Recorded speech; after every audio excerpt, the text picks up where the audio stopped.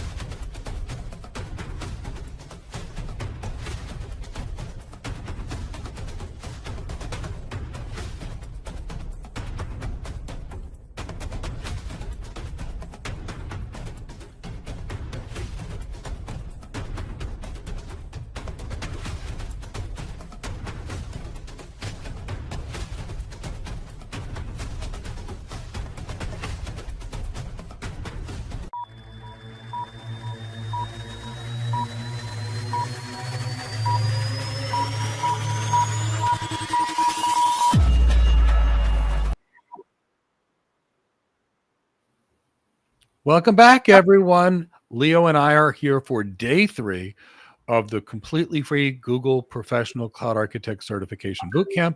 My name is Mike Gibbs. We also are joined here by Leo Paredes from our team. He's over there in Sao Paulo, Brazil. He's got about 2 decades plus of engineering, a master's degree, and he's got a lot of demos for us to go through. So today we have about 2 hours of lecture, about an hour of labs. They should be kind of fun. They're in the networking world.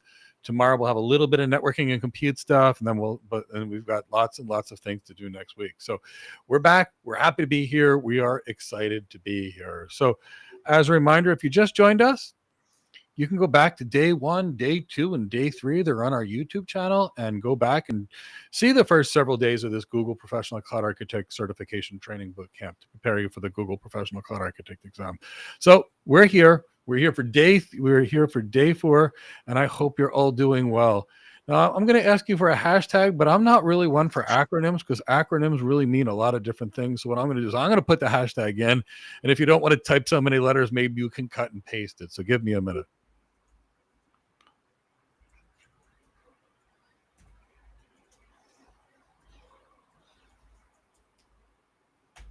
Maybe you can give me a Google Professional Cloud Architect so that I know you're here. You can even cut and paste mine if you don't want to type so many letters.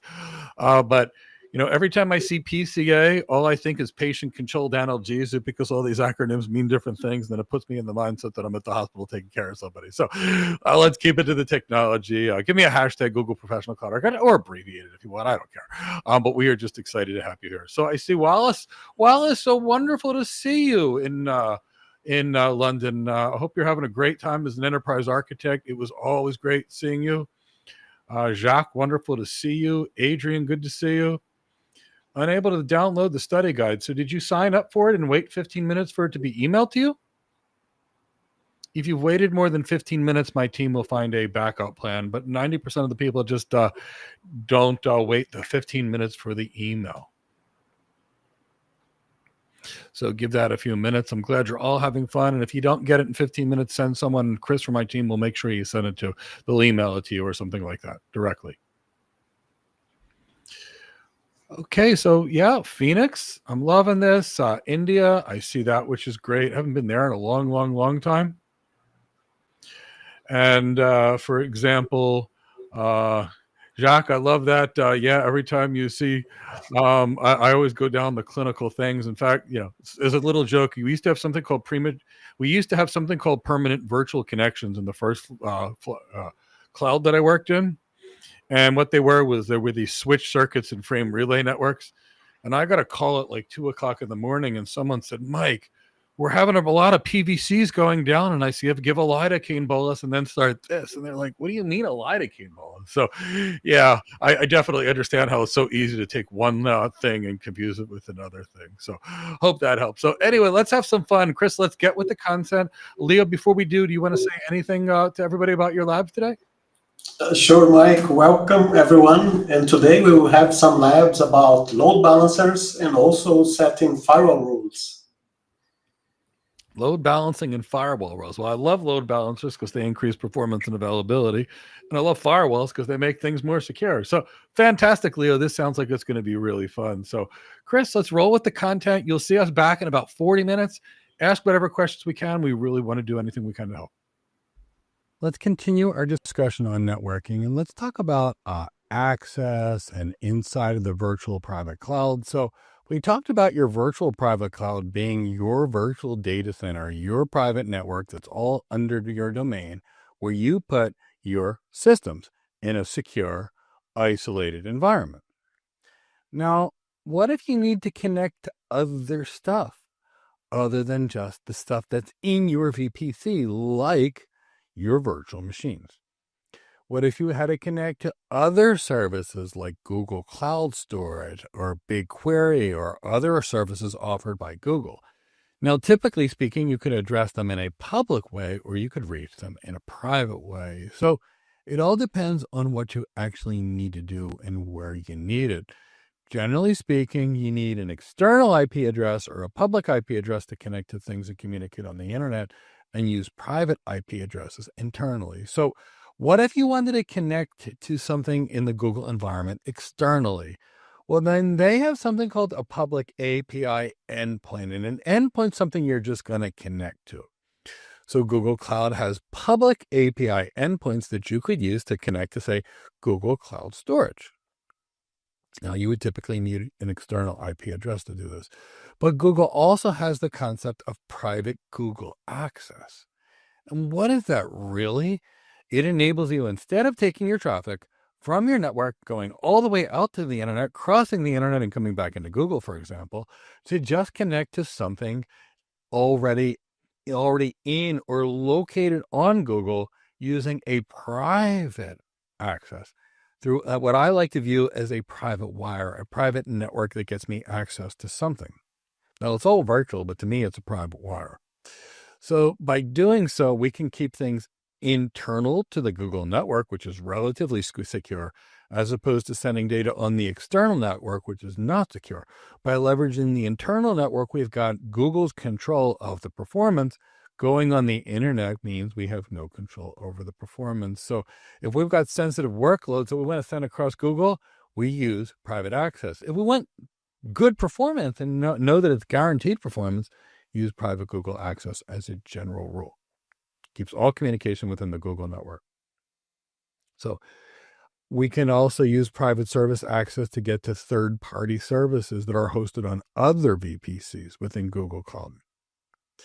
And this could be useful for accessing services that might be provided by somebody else on Google Cloud. And you still don't want to use the public internet to connect to them, maybe a third-party provider, for example. So the key here is this private Google access enables on-network private communication. It's designed with security in mind. It keeps your systems on the private network. It leverages private IP addresses. It reduces the risk of external attacks. We can integrate it with on-premise environments. We can extend private Google access to our data center, whether we're connected to that data center over a VPN or a private line, like an interconnect or a dedicated interconnect. But the point is it enables secure TLS sessions to your environment. So what this could look like could be something like this. You could have your data center connected to the cloud provider.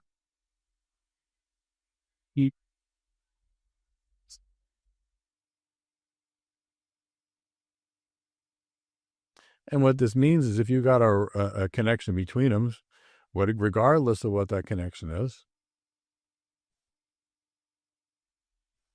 you can access something privately that's on the cloud provider's network, if this is the something that you want to access.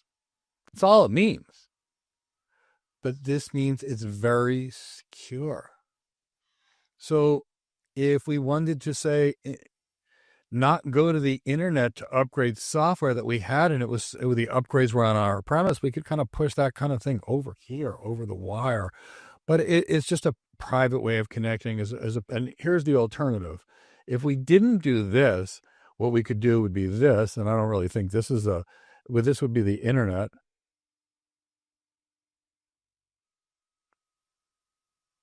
And apparently, INTERNET.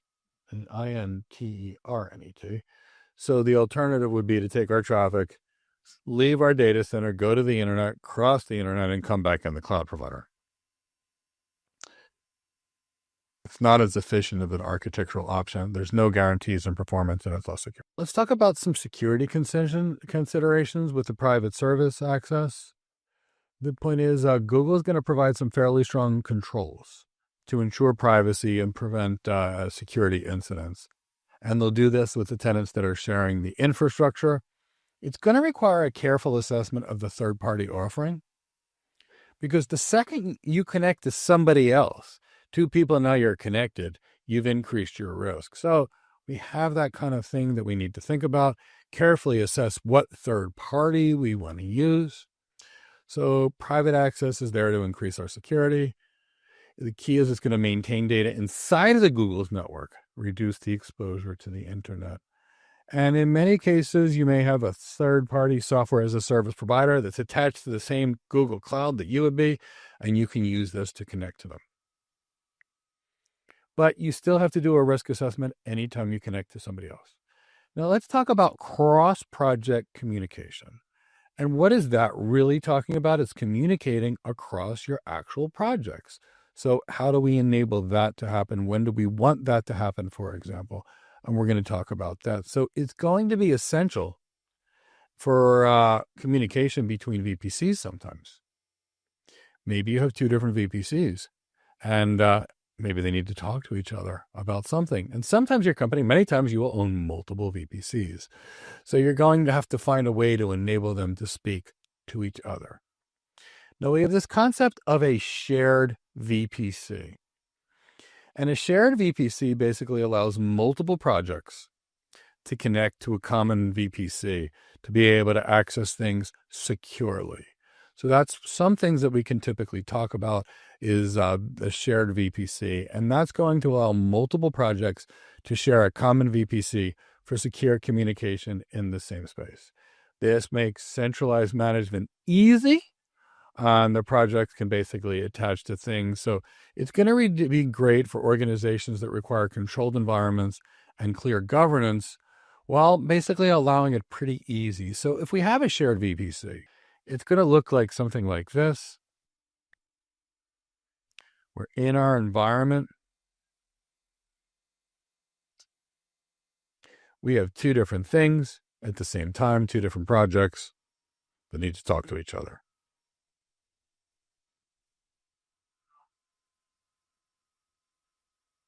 And they're talking to each other through the shared VPC.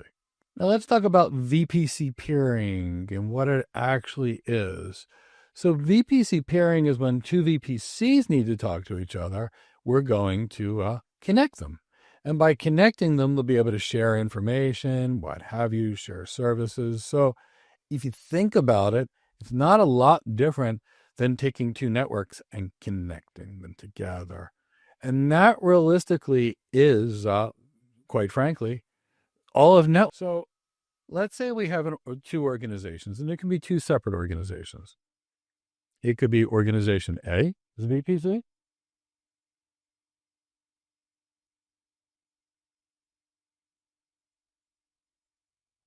And we could have organization B.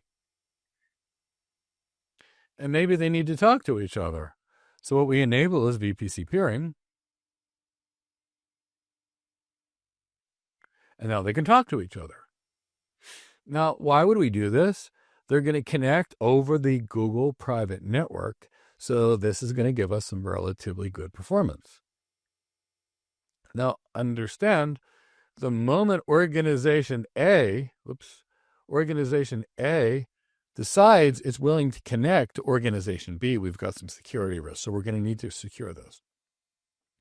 But here's another way you might use VPC peering. An organization might be very concerned about finance, about their security, and maybe they put finance in one VPC, and then we've got the leadership in another VPC. And then maybe we enable the leadership to the finance VPC so the leadership can see the things that are going on in finance, like the executive leadership VPC. So that's what we're talking about VPC peering. Now, VPC peering by default is non-transitive. Guess what?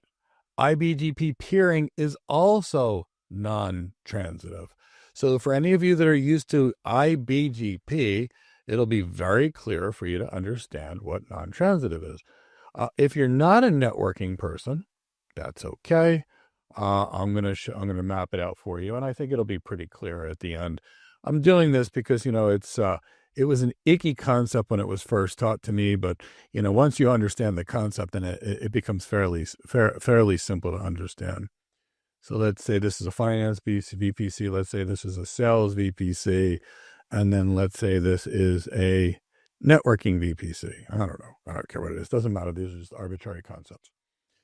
What happens with VPC peering is the finance VPC can be selected to the sales VPC, and the sales VPC can be connected to the finance VPC. But there's no transitive routing, which means if finance can talk to sales, which is good, networking can talk to sales, which is good, but finance cannot talk to networking through sales. So the only fix to an environment like this, there's really two fixes when you have non-transitive routing, and I'll show you what they are. And they're going to, realistically speaking, you'll have two options. Option one is to what's called fully mesh them, which is every VPC would be connected to everybody. And by doing it this way, sales never has more than one connection to either the finance VPC or the sales VPC. Networking is never more than one connection away. So here, everybody can talk to everybody. But the problem is we run into this icky formula, which is n times n times n minus 1, which is going to be, and then that'll be divided by 2. So what does this mean? And this is, let's change this to an asterisk so you can see it. Well, what this means is very simple. In an environment with 3 routers, we have 3 times 3 minus 1, which equals 2. And then we divide that by 2. So we need 3 peering sessions. Equals 3. Now what happens when this is 10? We have 10 times 10 minus 1, right? 10 minus 1, which equals 9, right? And then we divide that by 2. So we now have 100. We now have 10 times 9. 10 minus 1 is 9, which is 90 divided by 2. So we have 45 peering points. So this is not going to scale long term, which is why in networking, we created things like route reflectors. It's the reason why AWS has like Transit Gateway and Cloud Hub, all for these reasons. So just keep that in the back of your mind. This VPC routing is not transitive. And now you understand what VPC peering is. Now, we also have the concept of a VPN gateway. And that's going to connect different projects or regions or what have you with an IPsec tunnel or a TLS tunnel or a VPN tunnel. And this is going to be used when you need to securely connect certain VPCs over the internet. So let's say you had an environment where your sales VPC was one that it was on the internet, and this sales VPC could have been maybe it could have been on the AWS cloud.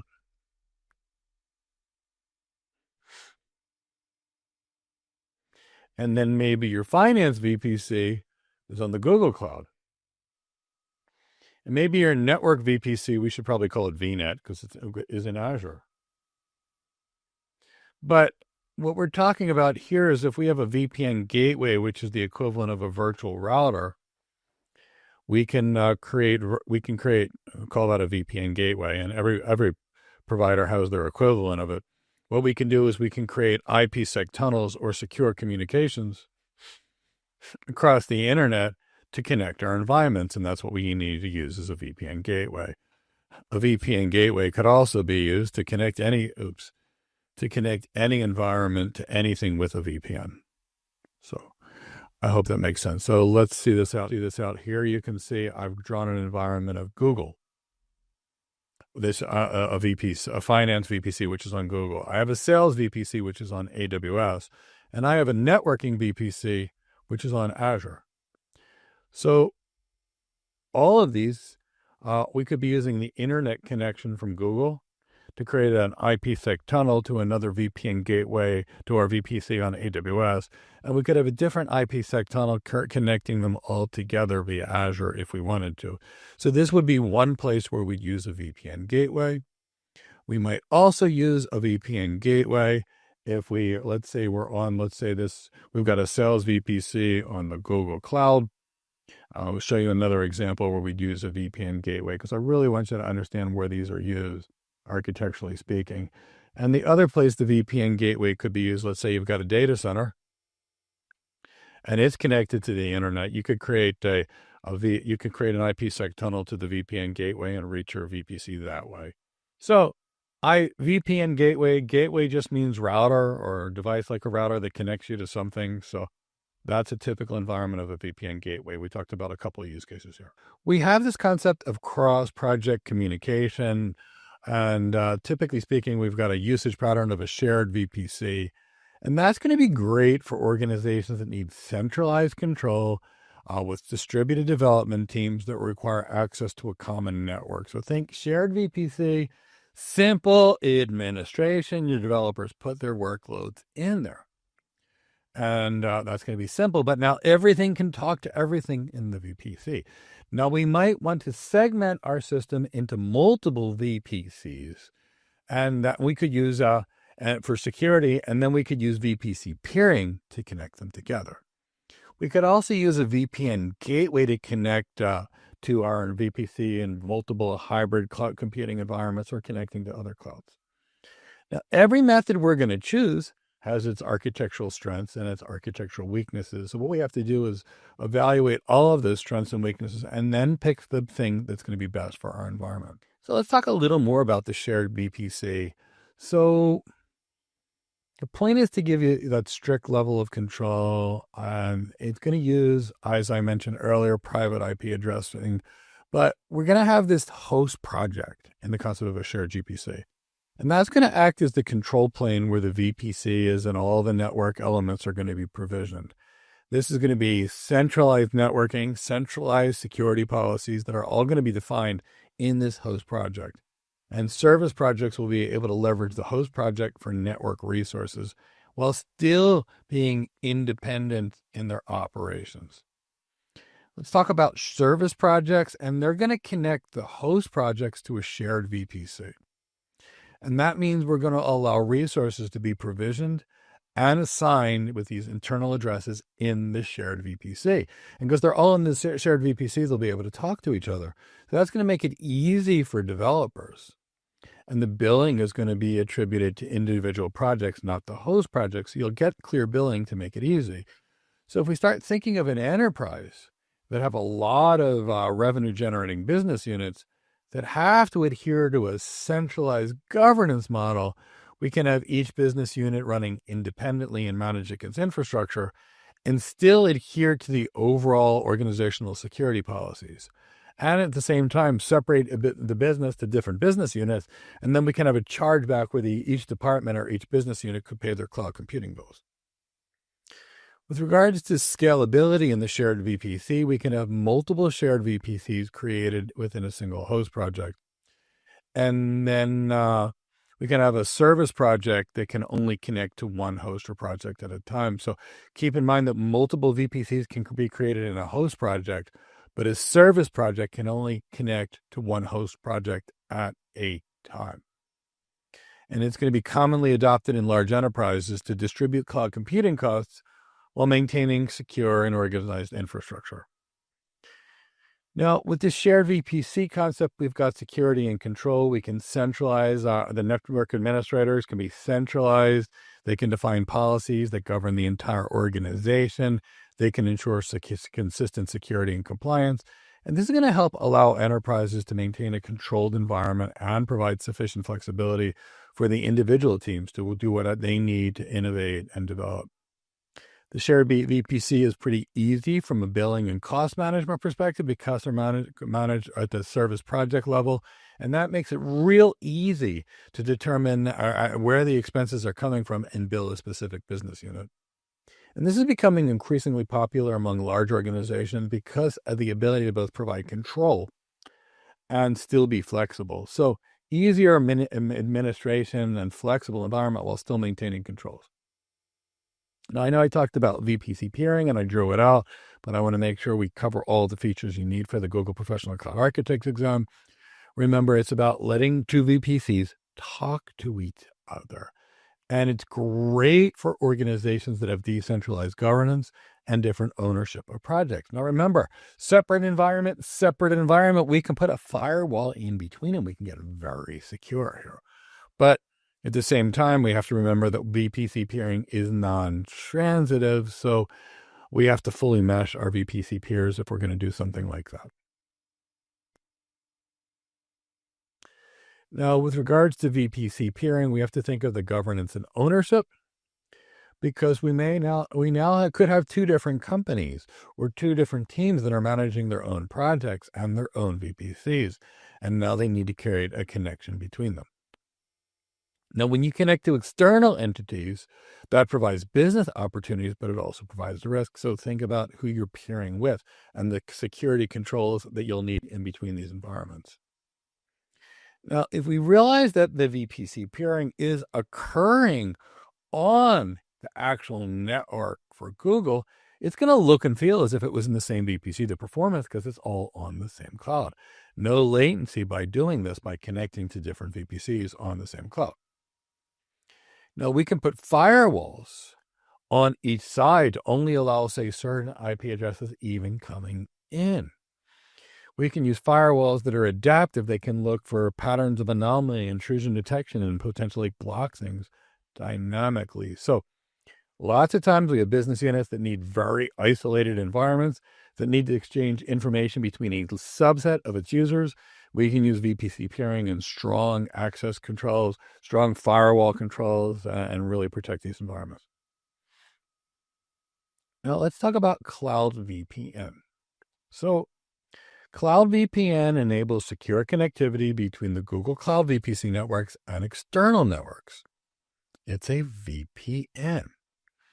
And effectively what that is good for is a hybrid cloud environment where you want to connect your Google Cloud VPCs to another network, such as an AWS VPC. And we talked about this, how we're using some form of a VPN environment to create these IPsec tunnels.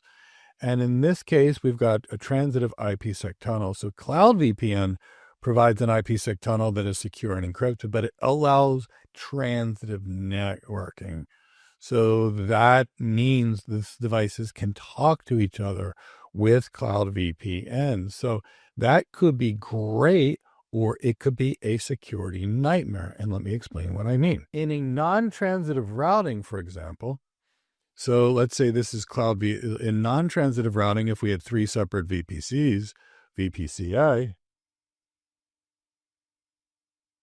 VPC-B,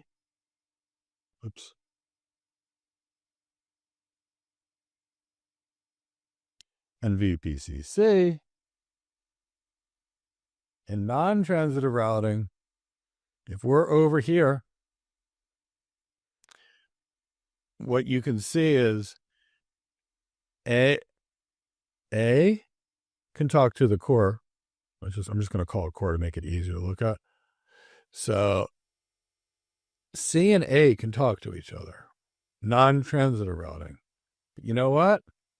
From a security perspective, B can talk to C, or can talk to the core, but A has no ability to talk to B this way. So in non-transitive routing, we have no ability for A to talk to B. which means A can't hack B through the core of our network in non-transitive routing.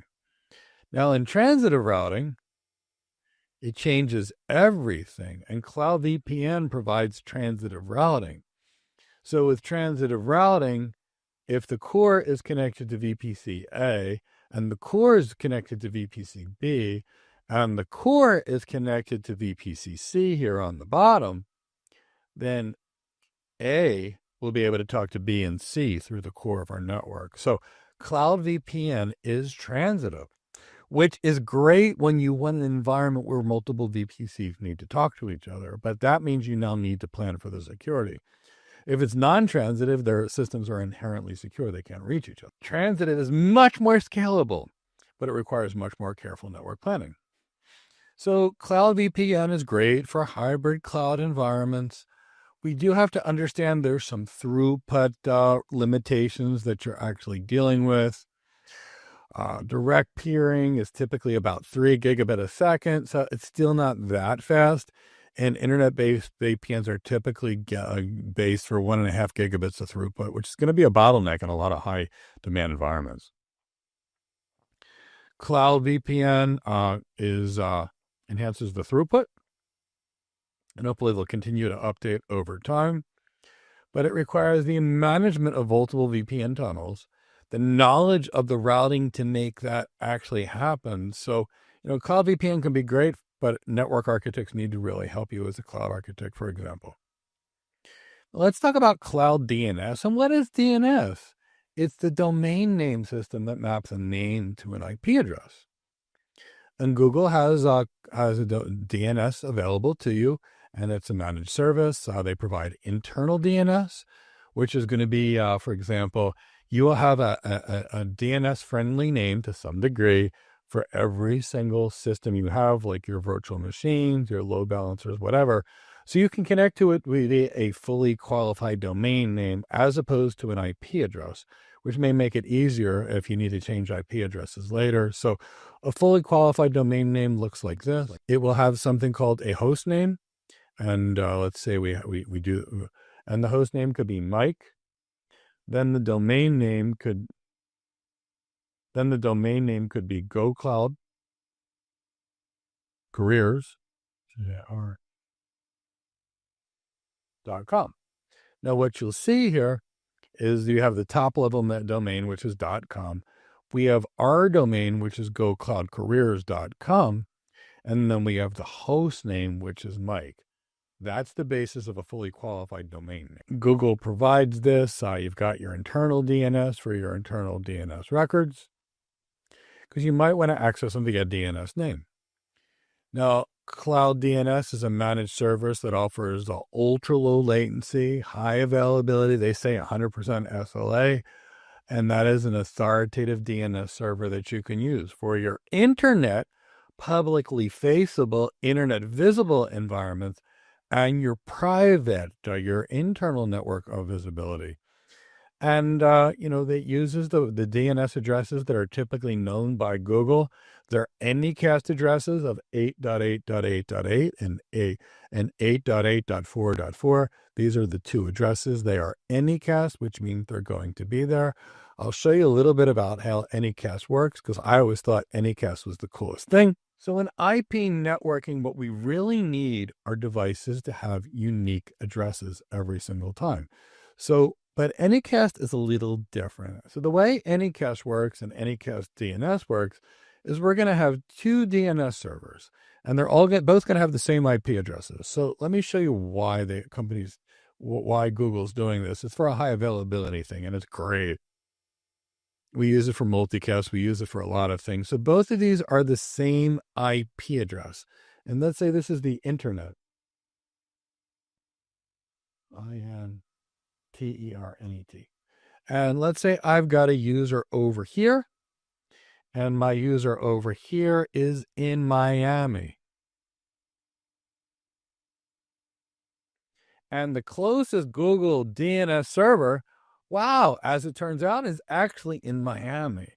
So when the user goes on their browser and types www.gocloudcareers.com, this user over here, the DNS server that's sitting in Miami with the address of 8.8.8.8 is going to reply.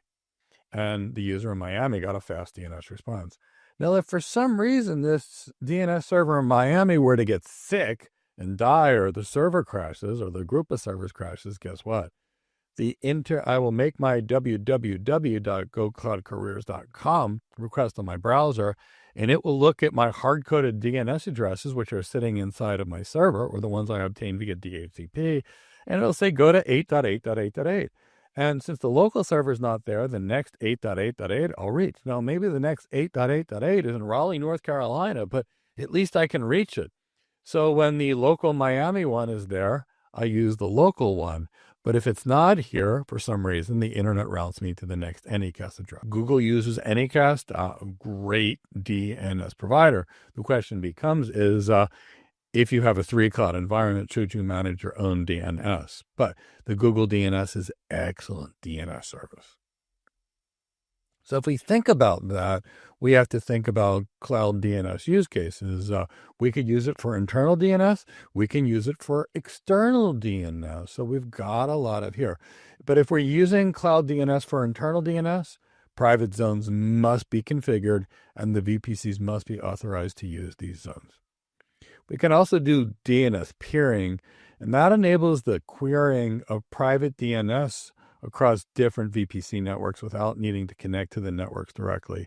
This is going to be particularly useful in hub-and-spoke networking models, where DNS peering is going to enable DNS queries from spoke VPCs and hub VPCs in a hub-and-spoke environment. I had drawn a hub-and-spoke environment with one of the architectures I had showed you, so let me show you what hub-and-spoke looks like again. This is particularly a hub-and-spoke environment. We've got a hub site, which we have here listed as C, and then we have these spoke sites. This is called hub and spoke networking. You may notice that you also see this in air travel as well. So I live in South Florida, so Delta is most likely the hub that I go to. So Delta has a hub in Atlanta. So let's say I am over here. If I want to leave Palm Beach and I want to go to Greece, for example, I might actually have to leave my house in Palm Beach, jump on a plane in West Palm Beach, and then fly to Atlanta. And then from Atlanta, I might be able to grab a flight directly over to Athens, Greece. See, airlines use a hub and spoke model too. With regards to DNS peering, again, it's going to enable DNS utilization across different VPCs. So let's talk about connecting to the cloud providers, because we're going to have some connectivity. And how do we determine what kind of connectivity we need? We have to determine what our needs actually are. Do we need a guaranteed amount of bandwidth? If so, we have no choice but to use a private line.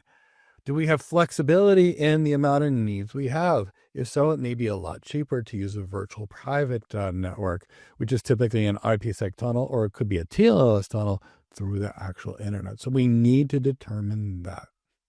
So that's going to be absolutely critical. So we need to determine the bandwidth we need. We need to determine what service level agreement. Do we need a guarantee or do we not? What level of redundancy do we need? And what level of cost do we need? You know, we might need an environment where we need extremely high bandwidth connectivity to the cloud. And if so, we'll get it. We may not, but the business needs are going to drive our networking needs. Now we have this concept of a cloud router. And realistically speaking, it is a software-based router the cloud provider has that exchanges routes between your VPC and your on-premise location. And it can be done via Cloud VPN, or it can be done through a dedicated internet.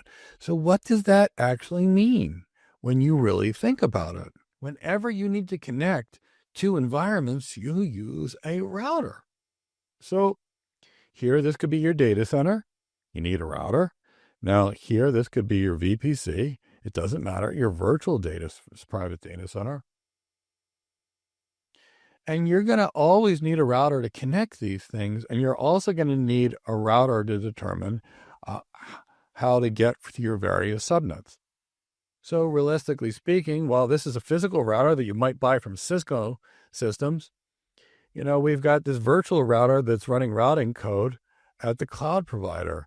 So what happens is you create some kind of a link, And then what you do is you have to exchange routes, and you have to exchange routes via BGP. BGP is a fairly complicated routing protocol, but Mark Milovanovic and I made a completely free BGP 7-hour tutorial. My team will pop the link in the chat box to really explain BGP to you. There's also a whole lot of free cloud labs that you can also download that are going to help understand BGP. And you can, again, sign up for them. You'll find them in the chat box. My team will give that to you. So at least the key to remember is that it's just a router. And we'll use the router to basically connect us to the cloud provider. Now, with regards to BGP, obviously we've got external BGP, which connects us to external entities. And we have internal BGP, which connects us internal entities to each other, so all using the single autonomous system. So how do you know if it's external BGP? You've got a different autonomous system connecting to a different autonomous system. In internal BGP, you're all in the same autonomous system. So this BGP speaker would say be in 65312, AS 65312, and this BGP speaker will be an internal 65312. Because they're in the same autonomous system, it's internal BGP. But if it was 65312 of an autonomous system connecting to 65313 as an autonomous system, it would be external BGP. Now, there's a lot of rule differences beyond that. It is way beyond the scope of the Google Professional Cloud Record. So when we connect to the cloud router, we need to exchange routes, so we use BGP.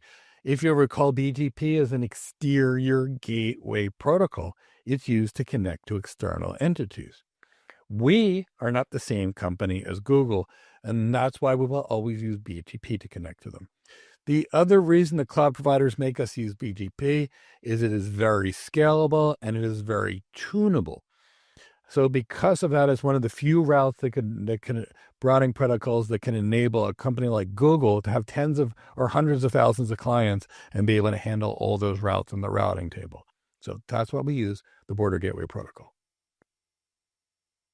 Now we have this concept of regional routing and global routing, and I want to explain what they both are. Regional routing shares routes and subnets in the specific region where your cloud router is deployed. Global routing will share all the routes from all the subnets in the VPC across all regions. So you're going to get much more broad routing and understand things much better with that. We can advertise a custom route. So with BGP, you typically what's called advertise a route. It's not like a normal routing protocol where all the routes are just there. We have to tell BGP which routes do you want to advertise. So we can advertise a certain subnet, but not a certain subnet. So think about that. If you don't have a route to it, you can't reach it. So what does that mean? It means that, let's say over here we have two subnets. We have the 10.0.1.0 subnet /24 that we want to reach, that we want people to be able to reach. But we also have this 10.0.5.0 subnet that we don't want anybody to reach. No reach. Keep unreachable.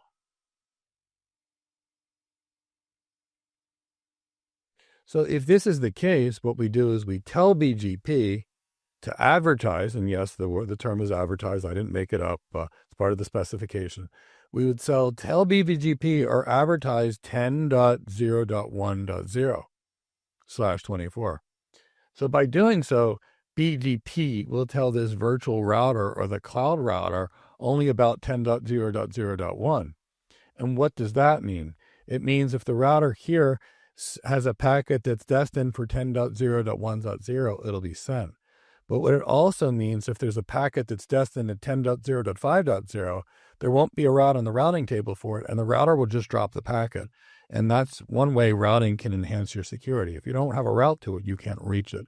One of the reasons we use BGP. Let's talk a little bit more about Cloud VPN. It is a virtual private network. It enables you to create a secure tunnel over an insecure media like the internet. And by being able to provide encryption over an insecure media like the internet, we get three things. One is we get to make sure the hosts identify themselves. So there's typically a key. So if the two routers know the key, that means they can connect and they can talk to each other. So it prevents a man-in-the-middle attack where I think I'm talking to somebody, but I'm talking to somebody else. With encryption, the endpoints are identified. So if I'm talking to Cindy and Cindy's talking to me, there's a guarantee that we're only talking to each other. With encryption, we also turn whatever we have into gibberish. So if a hacker would see it, they couldn't understand what the traffic even does. And of course, we get message numbers or sequence numbers, something like that, with these SSL TLS type protocols, which provides the ability to make sure that the user can't say they didn't send the data after the fact. It's called non-repudiation. So we use VPNs for a lot of reasons. Often we use IPsec because it was a protocol designed exactly for this. And we can do a couple of types of IPsec with regards to the cloud VPN. We can secure data between hosts, device to device, server to server if we wanted. We could do network to network, where we could secure data between two security gateways, basically two routers across. And we could do network to host, where we can basically share data between a security gateway and then a host. So we've got lots of options with regards to VPNs. And Cloud VPN can help secure connections. We can use it to secure connections from other environments and gives us transitive routing. So let's talk about the types of VPNs we can actually deal with. We have the classic VPN, which is going to support static routing and dynamic routing. It requires an external IP address for each VPN gateway, and it's generally not recommended unless there's a need for static routing. By comparison, and static routing is you tell everything which route to go. Here's the problem with static routing. If something breaks or changes, it doesn't heal. It's kind of like planning out your static routing is like planning out your route and writing down directions after you looked at a map to go from point A to point B. The problem is what happens if there's the roads blocked, you're stuck. Whereas dynamic routing will recalculate your route much like a GPS, so it's going to provide much higher availability services. And with a high availability VPN, we can connect multiple on-premise VPNs to a high availability VPN gateway without the need to manage them. So this could be used where you need flexibility. And realistically speaking, IPsec tunnels are typically cost effective because the internet's already there.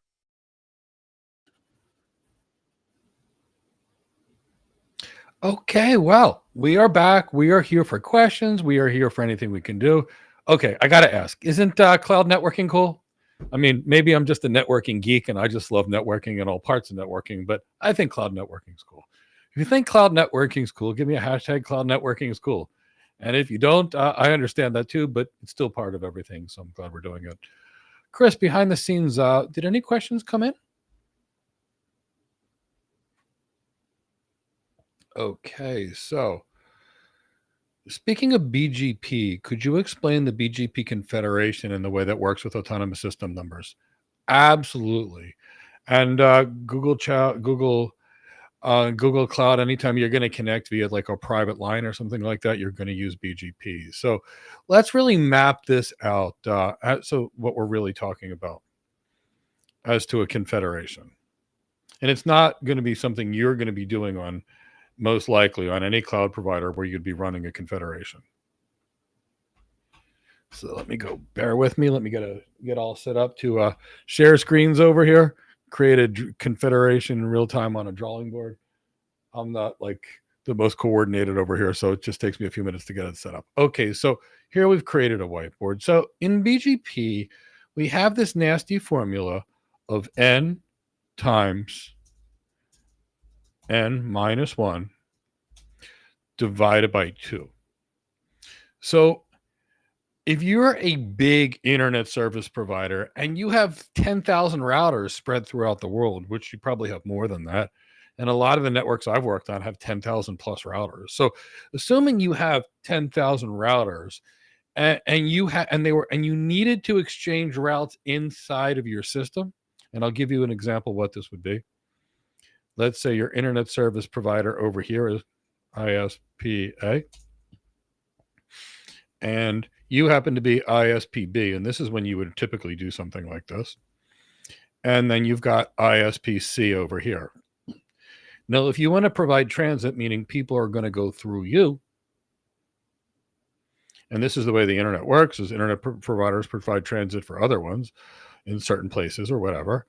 And what you have to do in order to make this happen is you have to take the routes from ISP A, send them to ISP B, and then ask ISP and ask them to export them to ISP C.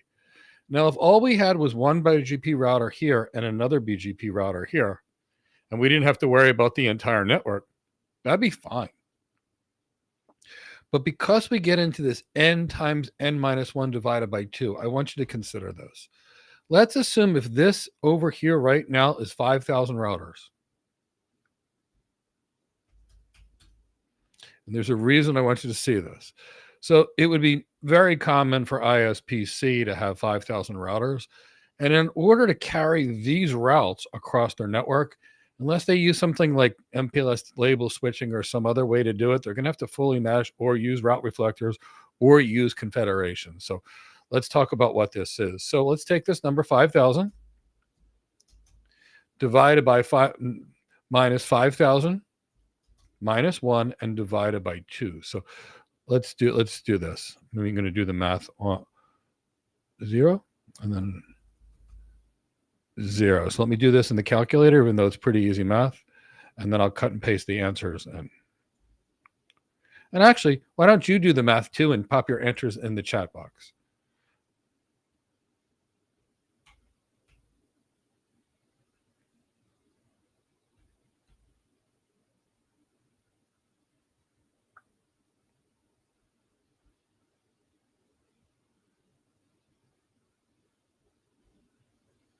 So using that formula, the n times n minus 1 divided by 2, if we have 5,000 routers inside of that environment, that's the amount of iBGP peering sessions we would need to use. Now, the key here is the way this just goes up in an almost exponential manner. So the concept behind the Confederation is, what if I could chop this internet service provider into multiple mini internet service providers? So now let's take this ISP. We're going to chop it up and we're going to turn it into a confederation. Good job, Adrian. Great job, Ben. So in this particular environment, what you would see we would have is what we would take this ISP and we would chop it up into 4 little mini ISPs or 5 little mini ISPs. And now that we've chopped it down to 5 mini ISPs, now we only have 1250 on each one of these. So we've got 1250, and it's still going to be an obscene number. So I'm going to tell you what we'll also do here and how we're going to knock that down. But now we're getting into some fun, seriously fun network architecture. So what we would do here is that we would take that, and now the new formula that we're going to be calculating will be 1250 times 1249 divided by 2. So let's make sure we know this gets done in first. And you'll see that while it looks pretty bad, it's not going to be anywhere close to as bad as it was before. 1250 times 1249 equals divided by 2. So now instead of needing 12 million iBGP sessions, now I only need 780,000 iBGP sessions for this environment. So how did we make that better? So what we typically did then inside of this environment is, instead of fully meshing our iBGP peers, we would use route reflectors. So the route reflector would be a route that was allowed to take routes in and send them out. So if you're familiar with something like AWS Cloud Hub or AWS Transit Gateway or any of these other kind of things, they're basically they're basically serving this function. So what we would do here is we would have these devices connect to a route reflector, or 2 or 3 and 4, and that way we could knock it down to maybe 200 BGP peering sessions, or a couple hundred BGP peering sessions for each one. And then what we would do is we would run eBGP between these, and then we would advertise out to the world. So if this is our real AS, 1, 2, 3, 4, 5, internally this might be 65312. This might be 65313, 65314, and then 65415. So what we're really doing is we're just finding new ways to get past this n times n minus 1 problem by either creating multiple smaller domains, and that's in a confederation. And then we get inside of our confederation, we typically have route reflectors and a few other things. So it's there.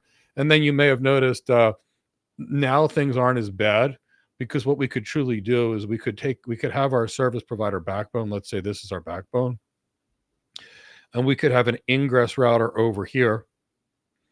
And we can have an egress router that's leaving our system over here. But now what we can do is, and this kind of made a lot of these IP clouds a lot easier, is if we ran MPLS over here, what we could do is we could take the BGP, we could take the BGP message or the packet, but let's say it's a BGP message. We could basically tunnel that as if in these two were directly connected. Because what would happen is all the IP packets, they would enter the network as an IP packet. They would hit here. They would have a label on them, a labeled IP packet. And then as the labeled IP packet was ready to leave, it would hit the egress router, which had BGP, and the label would be removed. And then the IP packet would leave the network. Now, they could have popped it on a router here versus a pop there here. They used to call it penultimate hop popping versus end popping. And there's architectural reasons, but it's all doing the same thing. It's all trying to get around this ridiculous, nasty IBGP peering. All right. I might have gotten a little too geeky on that one, but people asked about BGP, and BGP can be kind of fun. And we do have a BGP workshop that goes on for about 6 or 7 hours, but this is more internet service provider, more CCIE, CCDE network architect as opposed to cloud architecture. But it was fun with the question. Did I answer all of the questions here? What are my thoughts when talking about BGP route reflectors? They're like anything else. They're an architectural tool, and you use them when you need to kind of minimize the IBGP peering environment. You only have 3 things. You don't need a route reflector. You've got 300 things. Starting to find a need. Good question, though.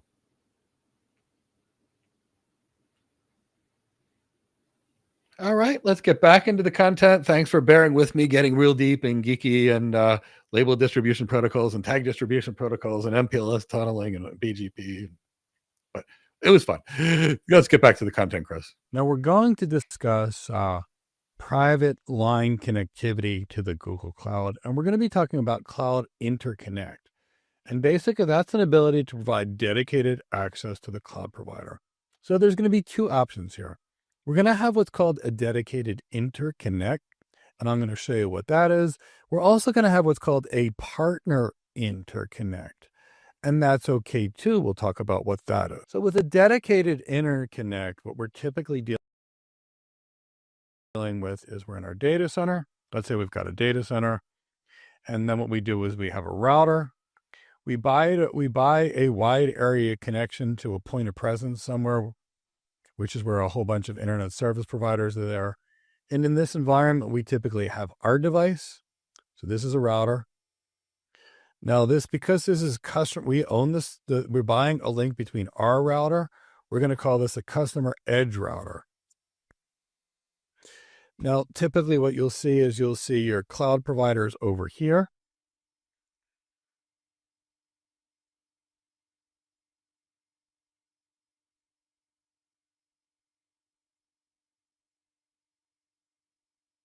And I want you to understand all elements about the way this is going to work. And let's say this is your VPC.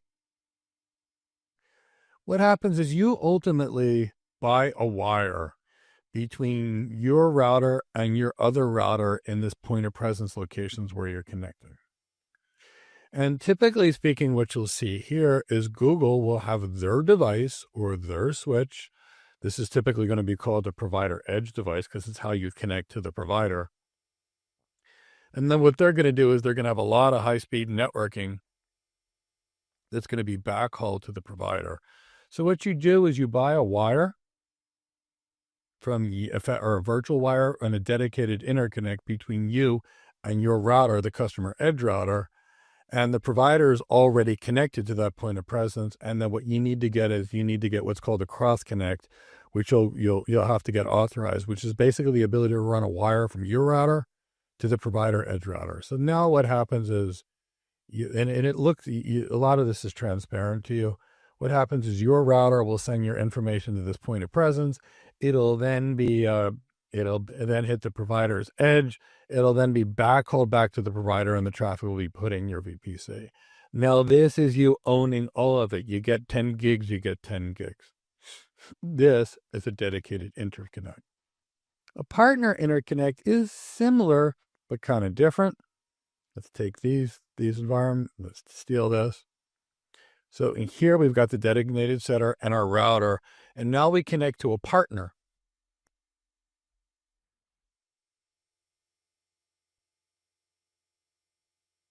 And now the partner itself is connected to the cloud provider.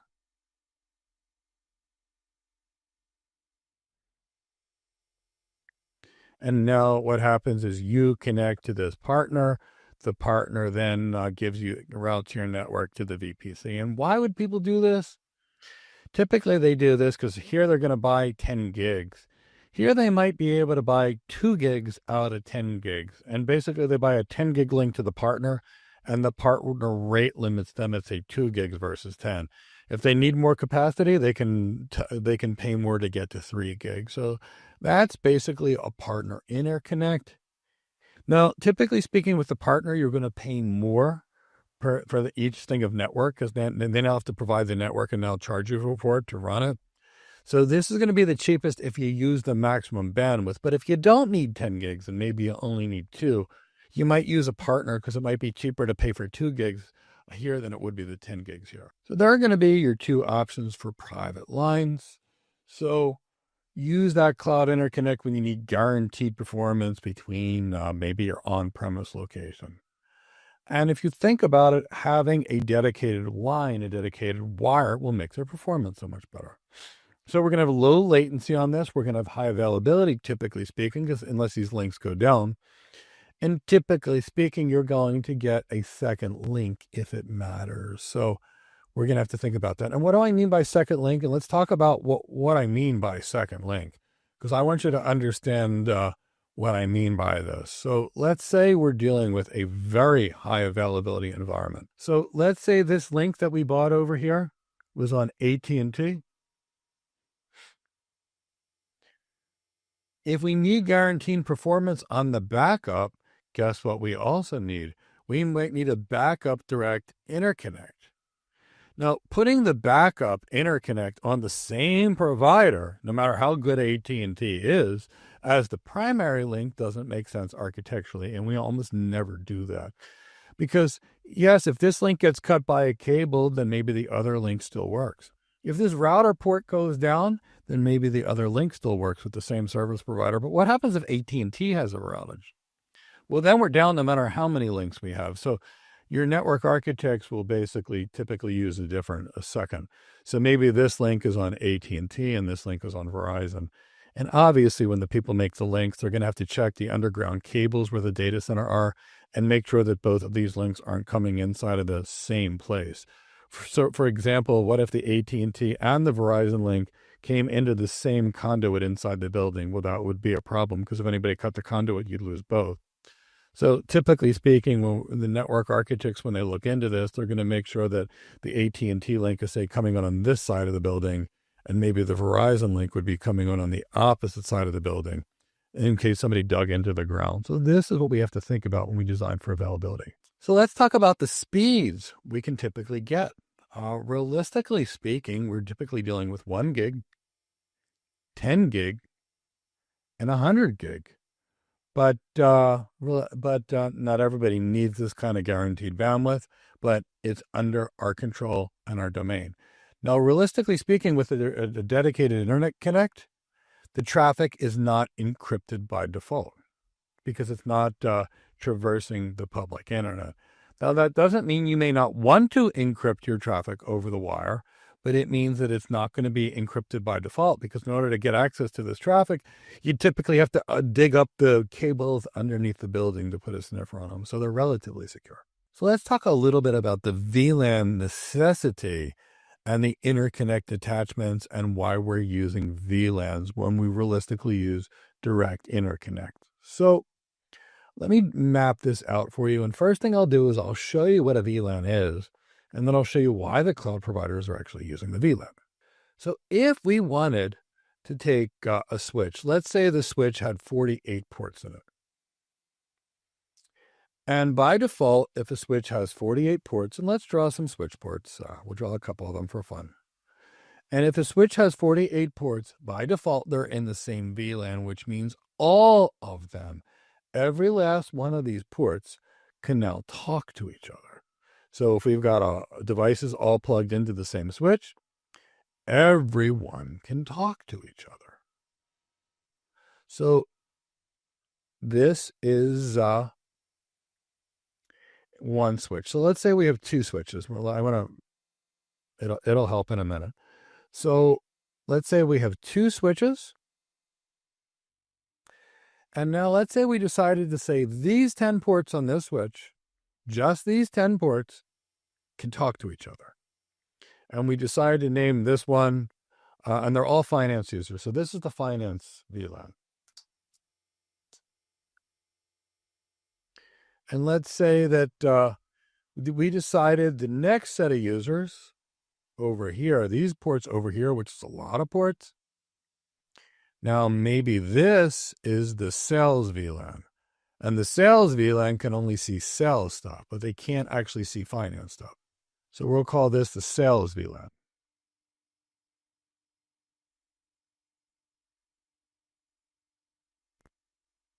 Now, right now, sales will only ever be able to talk to sales. The sales VLAN cannot talk to the finance VLAN unless they're connected with a router. And while we're at it, let's add one more VLAN. Let's call this VLAN the dev test VLAN. Doesn't matter what we call it. The point is they're isolated.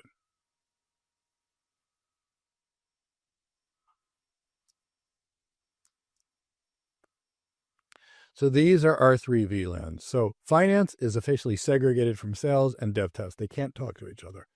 Now, at the same time, let's say, for example, we had another switch that was going to connect to each other, that we needed to switch these.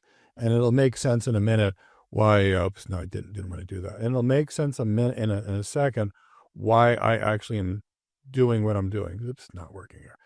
So let's say that if we have the same finance VLAN on the other switch, the same sales VLAN on the other switch, and we have the same dev test with the systems on the other switch.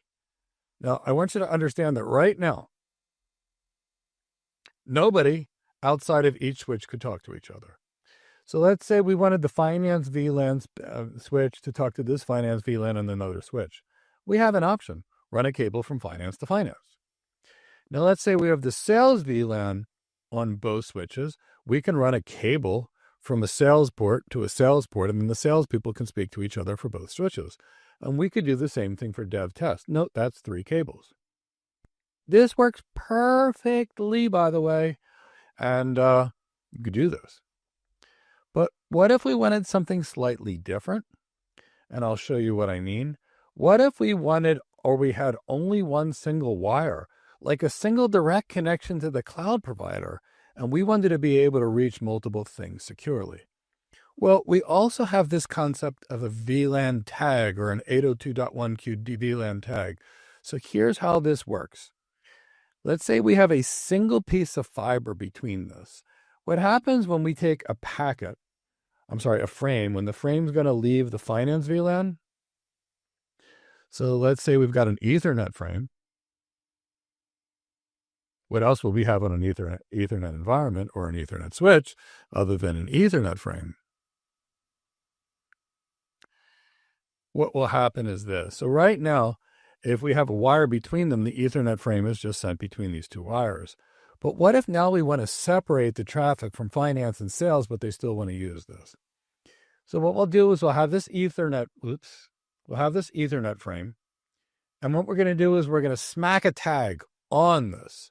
And it's going to be called an 802.1q tag, generally speaking. And I'll call it that. And it'll say finance VLAN. So what happens is as this Ethernet frame leaves the environment, what's going to happen, it's going to have this finance VLAN tag. This is going to be this 802.1q tag. It will be added. And once that frame reaches the next switch, what will happen is the VLAN frame will be stripped off and the Ethernet frame will be sent to the right VLAN. And if the sales wants to send a packet, it'll be a sales packet. It'll slap the 802.1q tag for sales. And by doing this again, I'll do it one more time. We have an Ethernet frame. As the Ethernet frame leaves the switch, as it's going to leave that switch and hit this wire, it's going to be given a tag, an 802.1q tag that identifies the VLAN. It's going to reach that far end switch. The frame will be sent to the right VLAN and the tag will be stripped off. And that way I can securely send finance data on this wire. I can send sales data on this wire, and I can send dev test information on this wire. So let's think of another alternative environment. This could be a single VPC that you have. And this could be an additional VPC, and you connect it to the cloud provider. So you've got your data center. Then you ultimately connect it to the cloud provider's network. And then they've created a virtual private wire for you across your VPCs.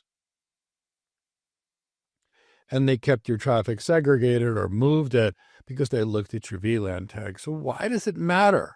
Well, if we go back to this environment here, you've got your data and many other customers' data that you can see is being backhauled to the cloud provider over this private wire. So the VLAN tag can keep everybody's traffic separated on this end wire. So keep that in the back of your mind when we talk about tags when we're actually dealing with this.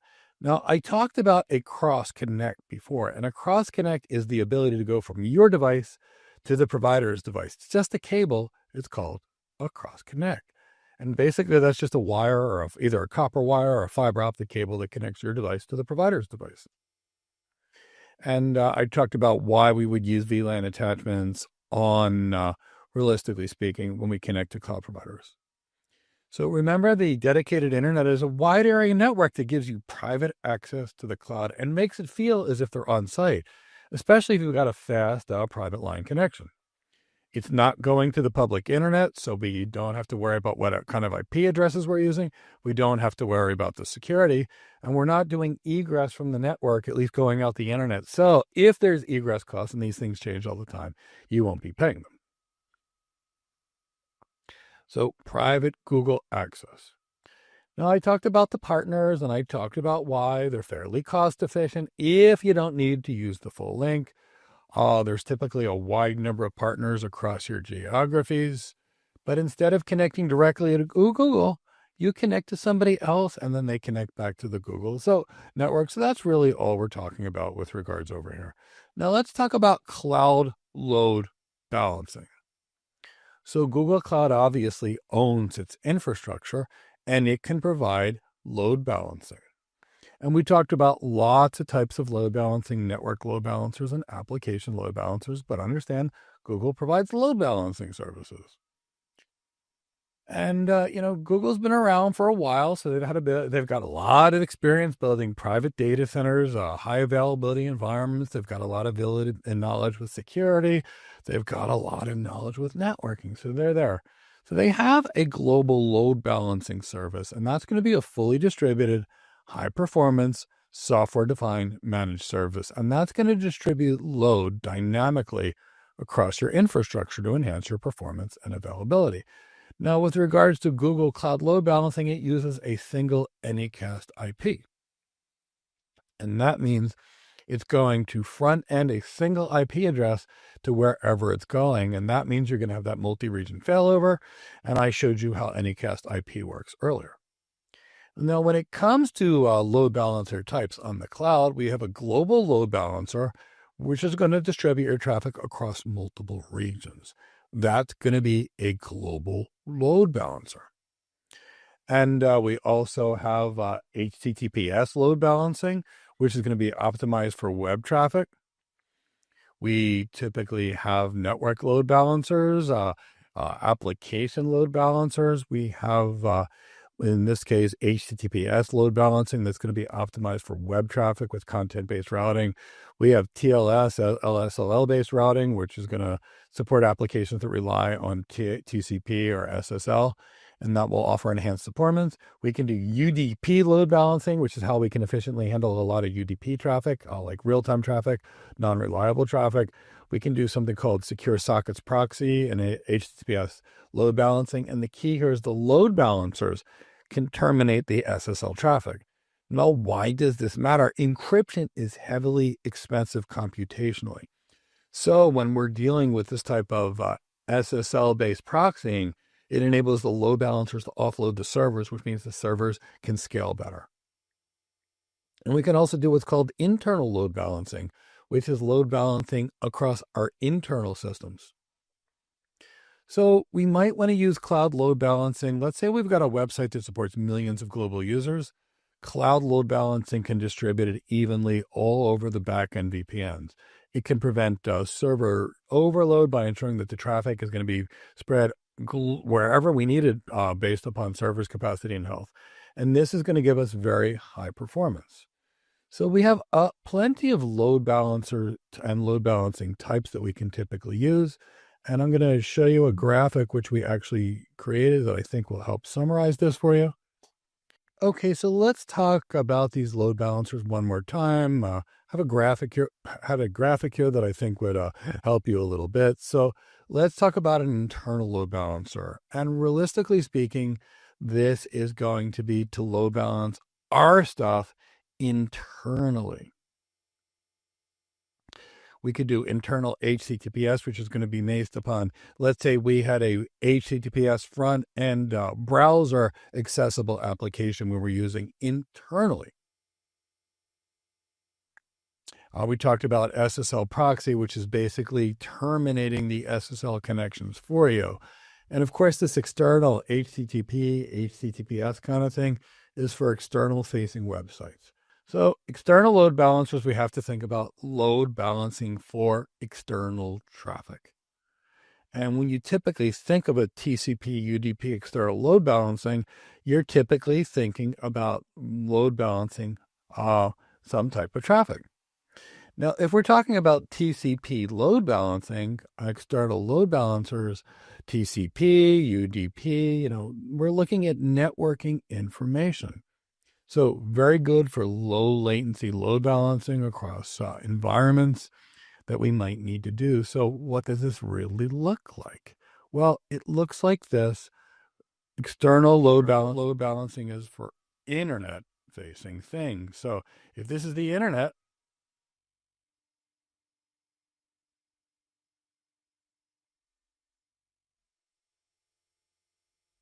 and realistically speaking, these are our web servers.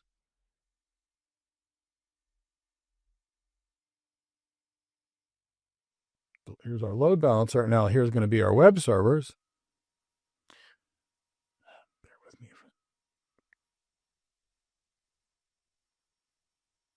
We're going to be load balancing the web servers that would be seen by the internet. And that's why it's an external load balancer. It's an external load balancer because it's load balancing things that are actually connected to the internet. So we need low latency, we need good performance, and we need to do it externally. It's an external load balancer. Now, an internal load balancer is going to be a little bit different. The internal load balancer will load balance between our stuff internally. So what does this mean? It means in our, let's say this is a whole entire environment is our VPC. Let's call it our, let's fill this up. Let's get rid of the fill. Let's call this our VPC. What if we had an application that was internal for a whole bunch of users? So let's just call this as an HR app. So let's say we have a internal load balancer here. And then that's load balancing services for the HR app.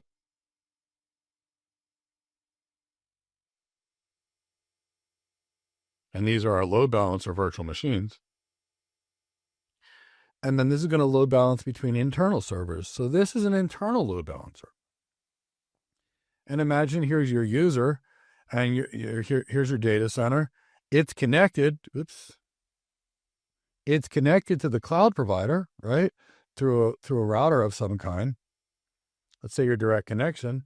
And now users in the data center or users in the building that's connected to the data center can now access the HR servers, and they are load balanced to increase their performance and remove single points of failure. Now, I already talked about the way load balancers work and the way they run health checks to determine if a server is not going to be there. So we've talked about that previously. And that's one of the ways that load balancers do a great job of enhancing availability. Now, we have to understand that if we have any firewalls in place, the load balancer is going to have to be able to do a health check. And if we block the health check with some type of a firewall rule, the server would be removed from the rotation. So we need to make sure we have the right firewall rules. Otherwise, we're going to get these HTTP 502 and 503 errors, timeouts, and other issues. So make sure that we're permitting the health checks. Because if an instance doc or a virtual machine is not going to pass a health check, it's going to be considered unhealthy and we'll have problems. Now, I previously talked about content delivery networks. Google has their own content delivery network. It's called Cloud CDN that provides fast, reliable content delivery network services. And therefore, it improves their performance. Google has a global scale and a global reach that uses the Google's global infrastructure. They're paired with, for the most part, with every major internet service provider worldwide, and they needed to be because of their Google business. And of course, they leverage Anycast architecture to make sure that the IP addresses are going to be consistent and there and alive and use the best performance. And of course, the content delivery network will provide caching services that will reduce latency, increase the scalability of the systems, and potentially help with DDoS attacks. Now, we can integrate Cloud CDN with other cloud content delivery providers like Cloudflare and Akamai, and that's going to give an organization many flexibility services. For example, Akamai, they have a lot more points of presence, and it does a lot more points of presence than the Google one. So you can choose what you need and where you want to actually connect, which is a great service that they provide this. Now, whenever we think of networking, we need to make sure that the network somehow enhances the confidentiality of the information in our systems. It keeps our data accurate and unchanged. Encryption can help us with the first two. And that our network is available when necessary, which means we're going to make sure we need as many links and connections and redundancies as possible. If we don't have redundancies on the network, everything will fall apart, and it will fall apart badly. So when we deal with networking, we're typically looking for any kind of way that we determine who the users are before they access to the system. Authentication. Authorized, meaning they're allowed to use the system before they even get on there, which means we may need network admission controls, locking up these network devices, blocking the ports that could even plug to the network at our side anyway, so that only the right devices are allowed to plug in. Defense in depth. Obviously, we can use access control as firewalls and a whole bunch of things simultaneously, and we should be. And no matter what, we should always adhere to the principle of least privilege. So we have to think about everything we do that we can. And in many cases, when we're dealing with networking, we're dealing with security as well, specifically in the area of network security. So many people think of the old school, and I still do to a degree. That's that castle and moat architecture that we typically talk about, that we traditionally have, because that's the traditional environment where we've got good, hard external boundaries. And you'll recall I drew that out previously, where we had these good firm boundaries and you knew exactly where your traffic was coming from. And we built a castle and we secured it. So realistically speaking, that's traditional security. And it's this, we talked about it. It's this castle where we protected the environment with walls. And maybe we put warriors on top and a defense in depth in case somebody could climb the walls, the warriors could keep it. And you recall then we defended the castle with water that was filled with sharks and alligators. And then behind that, we had some behind the gate, we had some security people that were there. So this is the traditional model. But here's the traditional model. We own it. Now in cloud computing, we don't own everything. And we can't provide anywhere near this level of security, which is going to be why we're migrating towards zero trust and other fundamental elements that we actually can do on the network. So if we don't have this castle and moat like we used to, now we're going to have something else. And that brings us more towards zero trust. But the key to remember that they want you to know is the shared security model. And this is very easy to understand. You are responsible for the security of your stuff, and Google's responsible for the security of their stuff. So if you're using infrastructure as a service, you're responsible for your virtual machines, your containers, the operating systems on your virtual machines, for example, your routing security, your network security, all of it. For the most part, that's you. Now, what is the cloud provider responsible for with that infrastructure as a service? Their stuff, the underlying server, the underlying network, the stuff that they manage for you. You'll recall platform as a service are things like AWS Elastic Beanstalk or App Engine, where you just upload your code and it goes. And software as a service, think Google Office, Microsoft 365. And think about the control element. If you're just uploading your code, then you're responsible for your code and the IAM strategies to your code for the most part. And in a platform as a service, the cloud provider manages, for the most part, everything. The infrastructure, the operating systems, and all you have to do is manage your code. Now, in a software as a service environment, the provider provides everything. They even store your data for you, but the only thing you control is your IAM, who's allowed to access the system and the permissions. So we have to think about it consistently. Now, network security gives us a lot of options. Now, network security is not enough for security of the entire system. We'll need application security. We'll need physical security. We'll need so much more, but there's a lot of importance on network security. And we should use these options when we have. And networking gives us lots of options. I showed you how if you didn't have a route to it, you couldn't reach it. So whenever we design anything, we need to think of what it's going to look like long term. What's the network going to need to support it? What's it going to expand to? What kind of services? What kind of bandwidth? What kind of latency? At the same time, networking gives us the ability to segment or microsegment. Maybe we break our environment into multiple VPCs. In each VPC, we have various subnets that are protected off or firewalled off from each other if we wanted to. And we still have our IAM. So it's going to be this layered approach. Real world projects are going to have some extreme requirements. And they're going to have some engineering challenges that may make it that you have to do workarounds that get past best practices. So you're going to have to be able to understand how to secure it.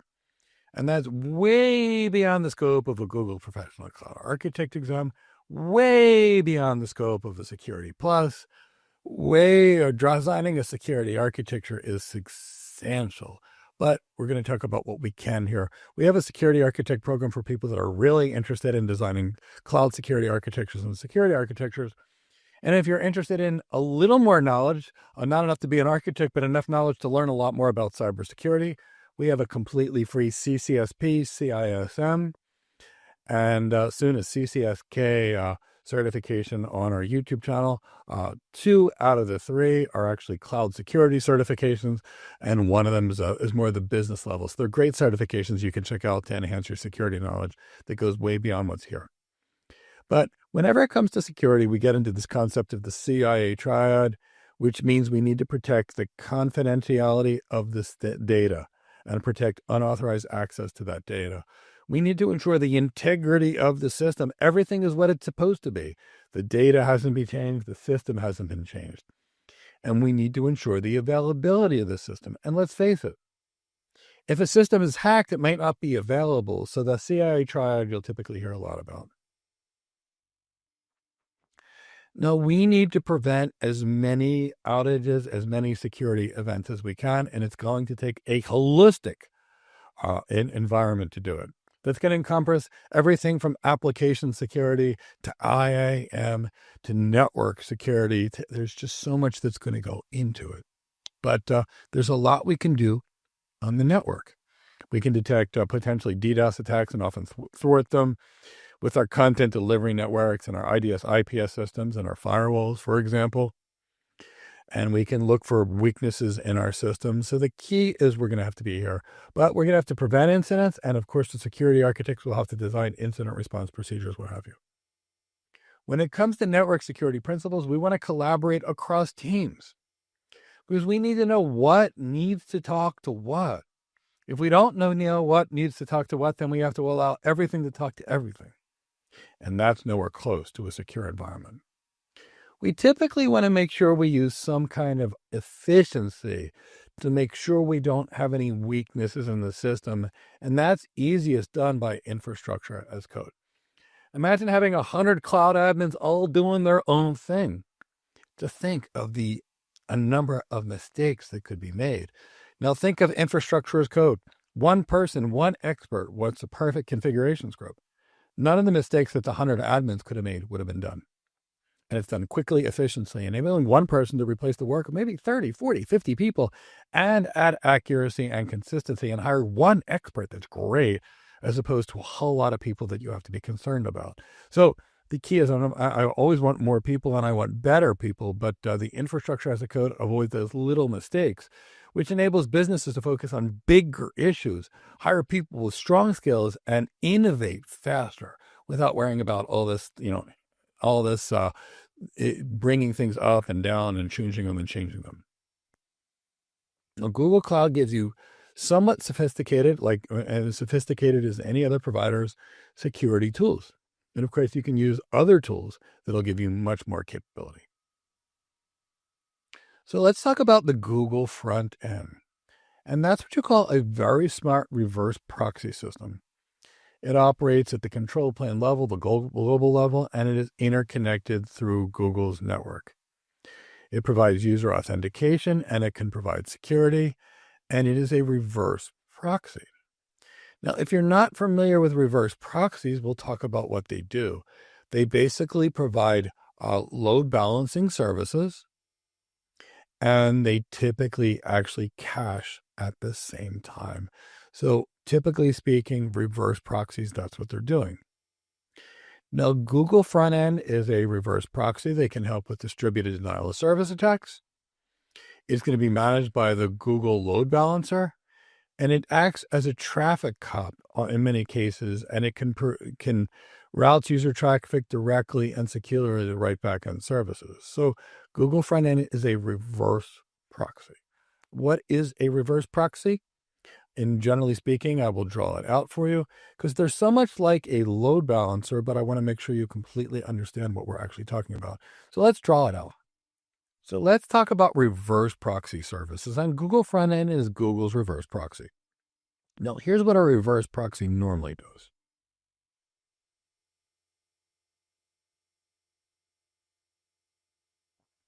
So a reverse proxy should look a whole lot like a load balancer to you. And the reason it's going to look a whole lot like a load balancer to you is it is. So typically speaking with a reverse proxy, so let's say this is a server. Typically what happens is we have, let's say, a request or something that's destined for a server.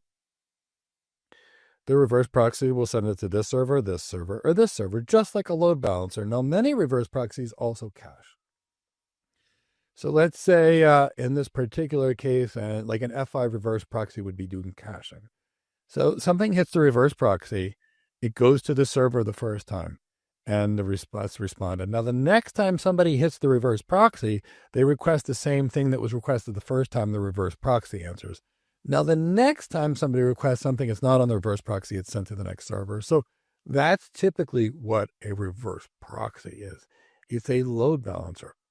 Now, that's opposite of a forward proxy. And if you want to see what a forward proxy is, I'll go through it here before I get to anything else. A forward proxy is used, typically speaking, in today's world when you need to deeply control traffic. So let's say this is the internet. And let's say you had a forward proxy going out to the internet. We'll call it a forward proxy. What you do is you point your internal users.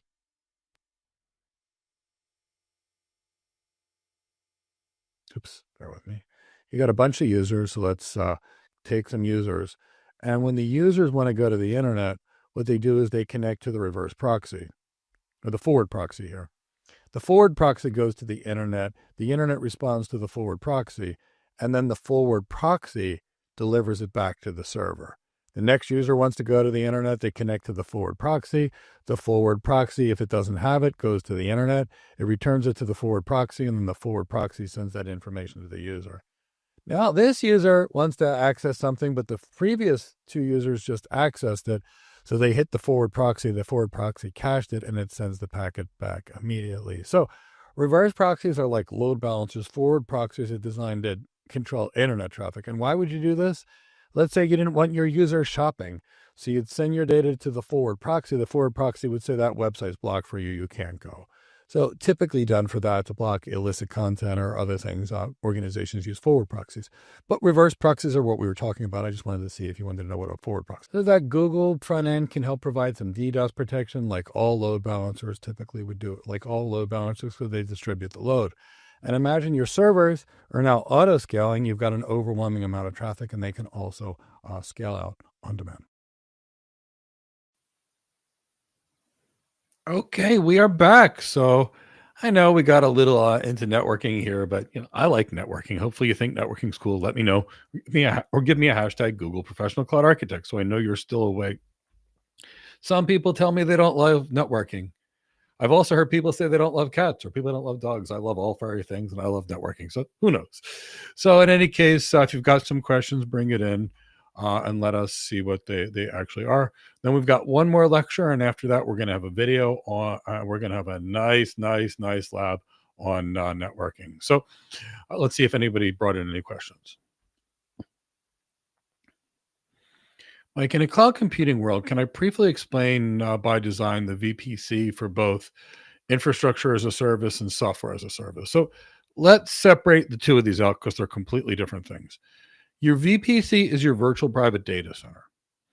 So in your virtual private data center, you will put your stuff like your virtual machines. Now, all of that is infrastructure as a service. Your load, so there's that. Now, by comparison, there's software as a service, which is something that's going to be completely different. Software as a service is basically another company that provides access to live software, meaning typically speaking, they host the underlying network, they host the underlying compute, they host the underlying storage, they host the applications, and they even host your data. And the only thing you have any control over is using it and your usernames and passwords that you actually use with this system. So they don't have a lot to do with each other. So here's the way an organization would use a SaaS provider. So let's say you've got your VPC or your VNet on Azure, and that's where your private systems are. The software as a service provider is completely outside of your organization. So there are going to be a couple ways you can connect to it.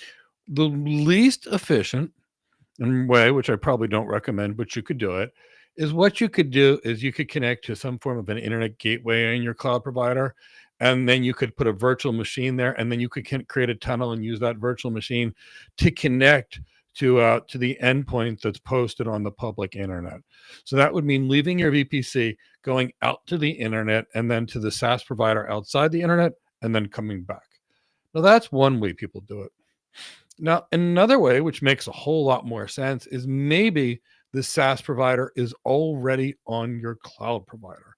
So let's walk through that architecturally. I think I can help you understand what that's going to look at, and then I can show you the alternative options that those of us might typically do. Let me build a slide over here real quick. So typically what you'll do now, where's my little, too much software on my computer for one person to try to manage to do this stuff sometimes. So let's just say we've got this. Okay, so here we've got your VNet, your VPC.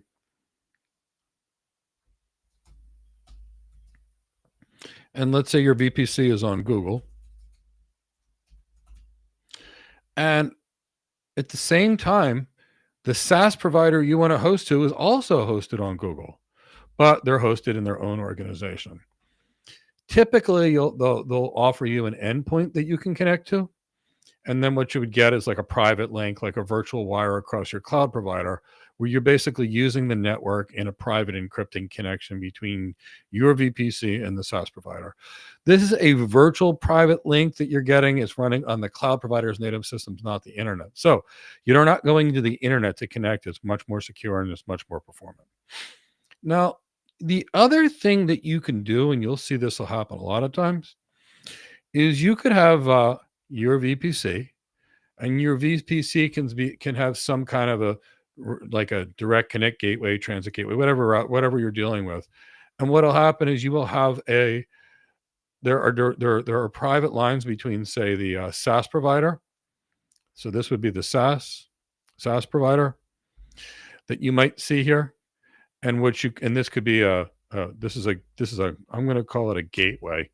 It's a gateway that'll go from a direct private connection from the gateway, and you can get a private connection that would then go to your VPC. So basically, you can buy a private line or a wire that's going to connect to one of the virtual routers at your cloud provider that'll then connect into your VPC.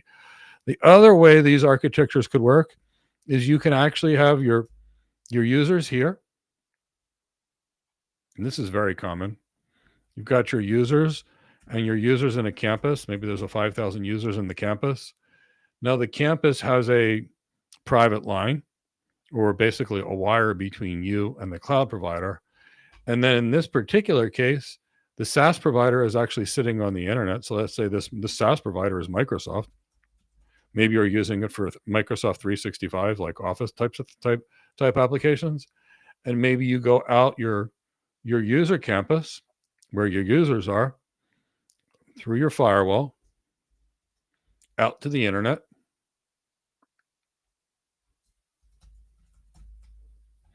And then through the internet, you're reaching the SaaS provider. And you could do this over here. And by doing so, this is going to cost a whole lot less than trying to do it from the cloud. And it's going to give your users, typically speaking, better performance. Now, there are other things we can do. We can sometimes put like a cloud access security broker along the way. And what we can do if we have a lot of SaaS providers and things is we can actually route the traffic in an encrypted manner. We can leave our campus. We could go to this cloud access security broker, connect here via proxy-like manner, and then the cloud access security broker will regulate policies and prevent like data loss and data prevention from the various SaaS providers. So we can also architect it that way. They're your primary architectures for working around these kinds of scenarios, integrating cloud into software as a service. So they're your typical architectural options that are there. Bear with me while I find the right window that I can actually talk to you from, that you could typically use to connect to a SaaS provider. I hope that helped.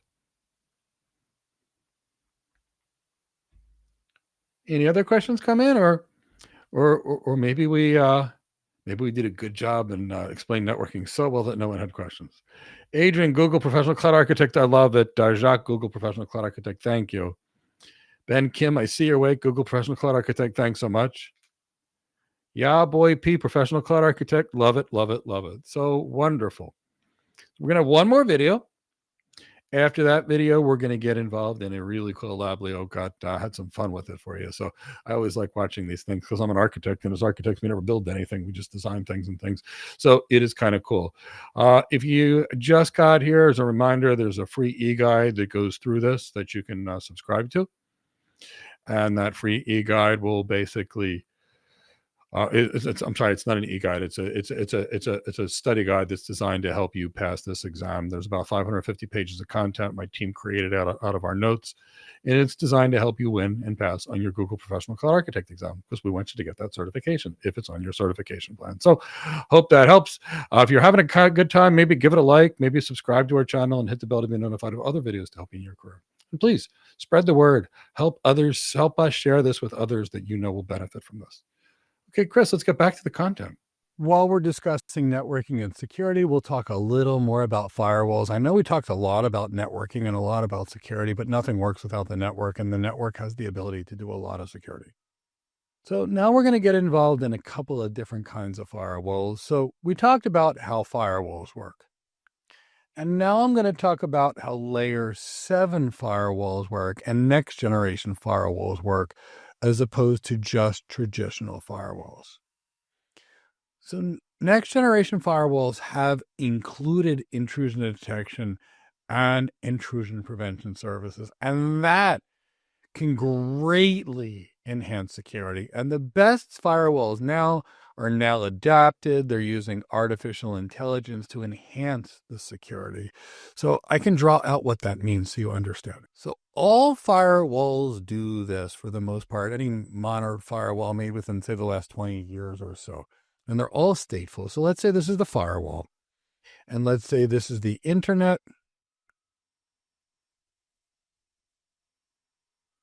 And let's say this is our internal environment. This is our LAN, for example, our campus. What normally happens when a user goes out to the internet, let's say we have a user, and let's say the user is Cindy the cat. She wants to go to the web. The user is Cindy. She's on the LAN, and here's the website which Cindy wants to go to. And this is Cindy's Best Tuna and Shrimp.com. I hope this is not a real name. But let's make sure it's not Cindy the cat's best tuna and shrimp.com. I'm pretty sure this is not a website that anybody would actually choose, especially with cats misspelled wrong. So let's say Cindy wants to go access the website. She gets my credit card. She takes her paws, walks on my computer. She goes out to the internet. Her private IP address is translated into a public address via something called port address translation on the firewall. Her traffic goes to the internet. Cindy, the website responds to the internet. The firewall accepts it and says, oh, that's returning the data to Cindy because I saw it when it was sent out, and sends it back. Now, at the same time, the way all firewalls work is we've got a hacker over here, and the hacker wants to talk to Cindy. The hacker hits the firewall, and it's dropped. Life's good. So this is a normal firewall environment. Now, a next generation firewall is a little different. It does all of this, but instead of at the packet level looking at things like TCP, UDP, protocol, port number, what have you, the next generation firewall, if it wants, can look all the way up to layer 7. So it's already got more intelligence. It can do what's called deep packet inspection and really see what's going on. But the other reason we typically use commercial firewalls is the included IDS IPS. So now we've got a couple of things. So let's say the normal firewalls still function, but now all of a sudden, there's a bunch of hackers that decide they're going to start trying to hack us. And a bunch of hackers decide to start hacking us. And while they might have been able to overwhelm then they went through the internet, it hit the firewall IDS IPS system. And for some reason, their traffic was allowed through the firewall initially because of policy that said so. But now this firewall is saying, these users, they're behaving in what looks like a hacker manner. Let me just build an ACL and block them and just deny all these folks access or reset their TCP connections or do something. So a next generation firewall gives us this intrusion detection, intrusion prevention. It can thwart an attack, and many use AI to do this. So anytime we have firewalls, one of the risks is that they're misconfigured. So anybody can make a mistake, especially someone that doesn't understand networking or security, which is usually the problem. It's usually not the typo. It's usually the person didn't know what they were configuring or why they were configuring it. They did 1,000,001 hands-on labs and they know how to configure, but they don't know what or why. And that's the biggest challenge we often have. So keep that in the back of your mind. So it gets hard to do this. Anytime we can automate firewall configurations, we should be using it. Now we have to know what we're doing before we automate, because if we don't know what we're doing, we're going to automate and break things, but keep that in the back of your mind. It becomes hard to manage a lot of firewall rules. So realistically speaking, we need to think about how do we manage them? How do we automate the management of them? Now, if we can use automation with infrastructure as code, like using Terraform to manage firewall rules across firewalls across all three clouds, this is great. So somebody can make a request to do something, and we can deploy it rapidly and easily. Now, this way, we've got central governance. The central governance can check in the impact of each chain, and then it can be done instantly or easily whenever the time is deemed right with automation. Now, when it comes to firewalls, we typically have two kinds of firewalls. We have those next generation firewalls that we talk about, which is what you would use in a modern world. And we have web application firewalls. As a rule, the next generation firewalls protect your entire organization. So they'll protect you against all kinds of threats, and they're very good at it. We may have something called a web application firewall that is specifically tuned towards web applications. And they look at web applications potentially in certain circumstances better than a traditional next generation firewall. Now, what does this mean?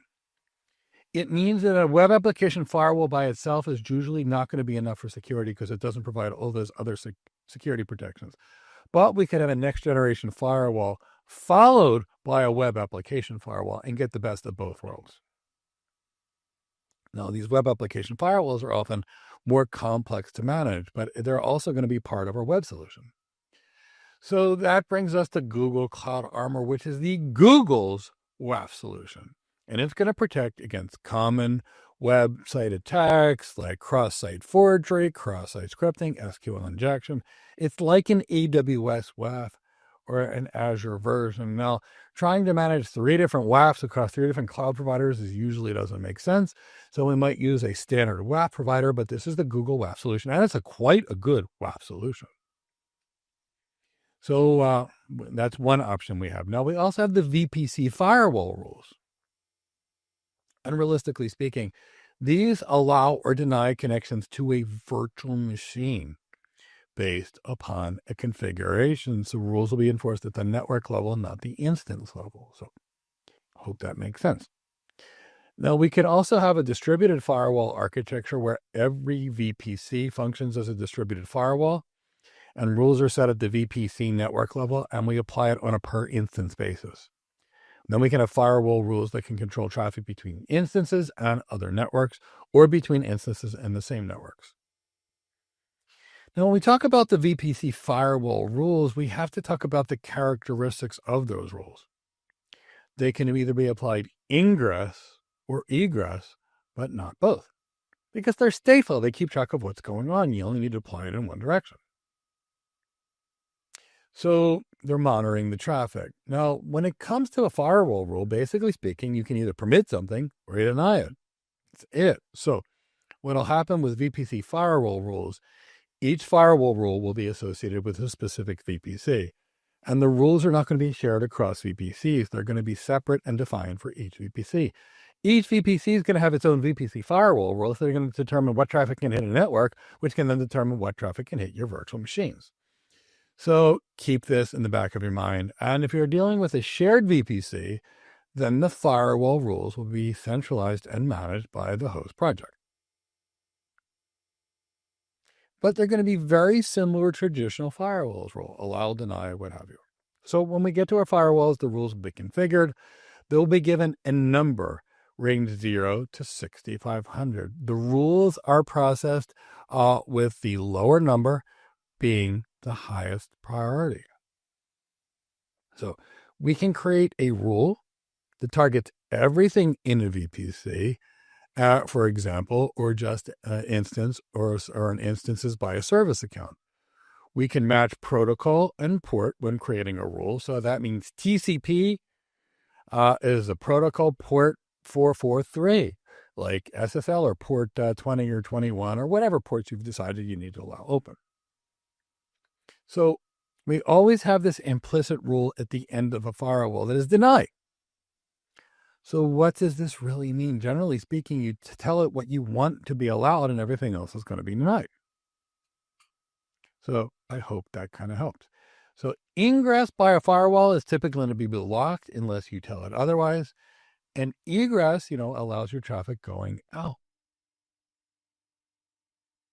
And it's typically the way a firewall works is all your internal traffic is always allowed to go out and then come back, but no internal traffic is allowed in. So if you want any traffic in, you have to explicitly permit it.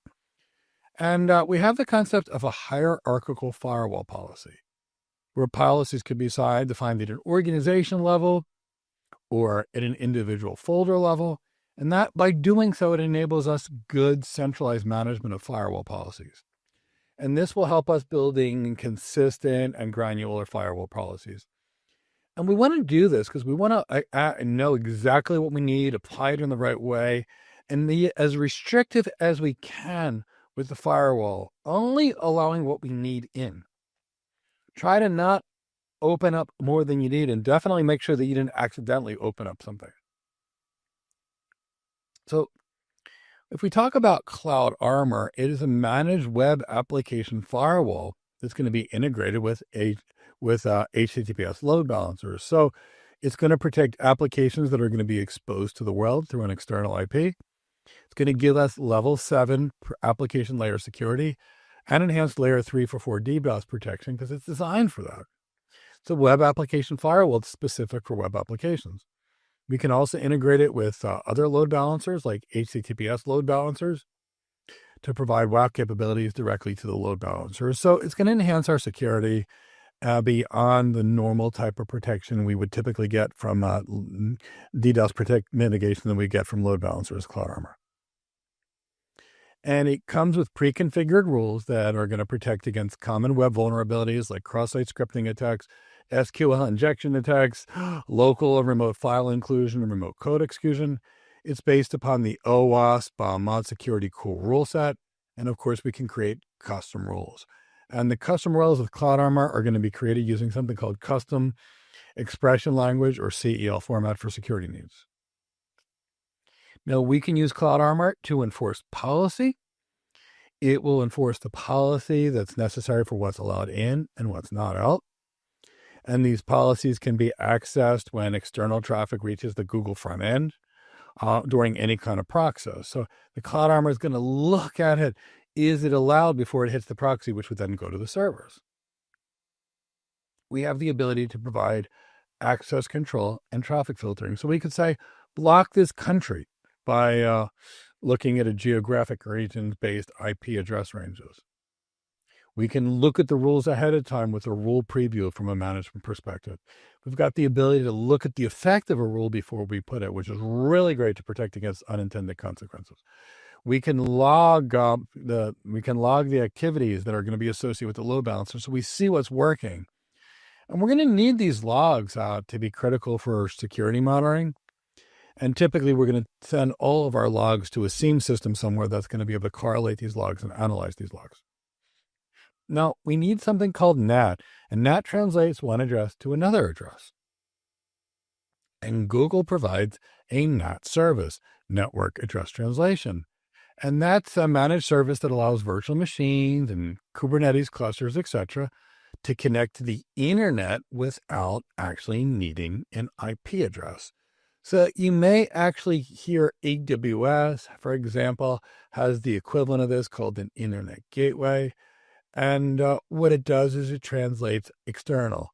Now, with regards to a NAT, in inbound connectivity, typically speaking, it's not designed for inbound communication. And it's only going to be permitted as a response to an outbound request. So what on earth does this mean? Let me kind of draw this out for you. What it really means when we're dealing with CloudNet is the follows. CloudNet is going to take all of our private addresses. Let's say these are our private subnets.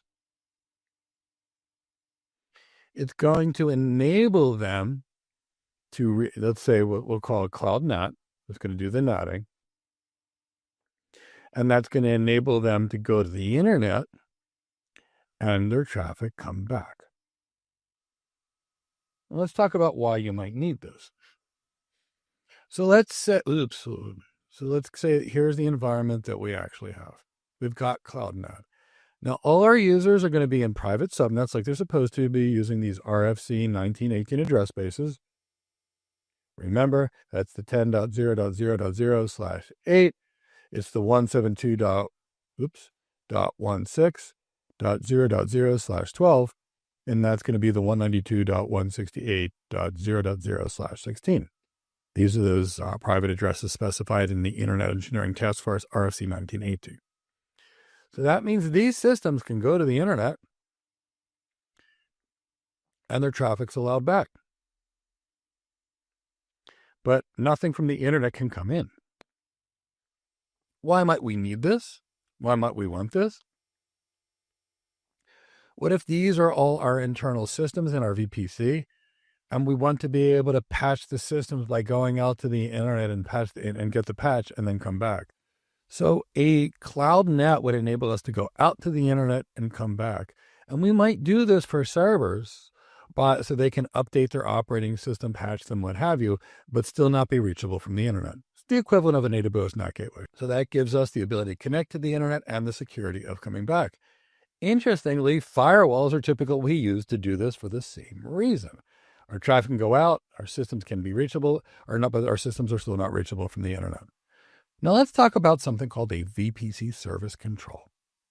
And VPC Service Controls help secure access to the Google Cloud's managed services. So maybe BigQuery, Google Cloud Storage that are hosted in your VPC. So they mitigate data exfiltration risks, and they ensure that data remains private inside your perimeter. So one of the things we need to worry about is data leaving our organization. But the VPC security controls enable access to these managed services inside of the Google network. So it's outside your VPC, but we're reaching it through the Google network, not the internet. And we're going to provide security here, which gives us the ability to create a security perimeter. And VPC security controls allow security administrators to define a somewhat of a security perimeter around these managed services. The perimeter restricts access to these services and from these services, making sure that the only data that can be accessed is inside of our established boundaries. So protects against data loss prevention. So it provides data protection. So if we've got that service perimeter, we know it's not leaving our actual enforced boundaries. So this prevents complications like a compromised user or a malicious user taking data outside of our VPC or taking data outside of a Google service like BigQuery or Google Cloud Service. So it's protecting our environments. So it's keeping us safe.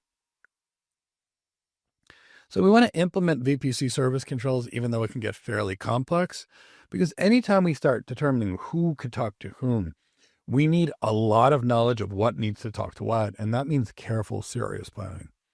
And it's going to be necessary to be patient and very deliberate in defining any kind of use case and any kind of controls to meet the security needs of the organization. So the security architects are going to have their work cut out for them, and well as the cloud security architects. Now, the point here with these service controls is we want to secure our environment, protect sensitive data, and keep it from being exposed to the outside world. We also have something called an identity-aware proxy inside of Google, and that's Google's Beyond Corp, and that basically shifts your traditional networking perimeters to more of a zero trust type model. And this enables organizations to secure resources without the need for necessary VPNs.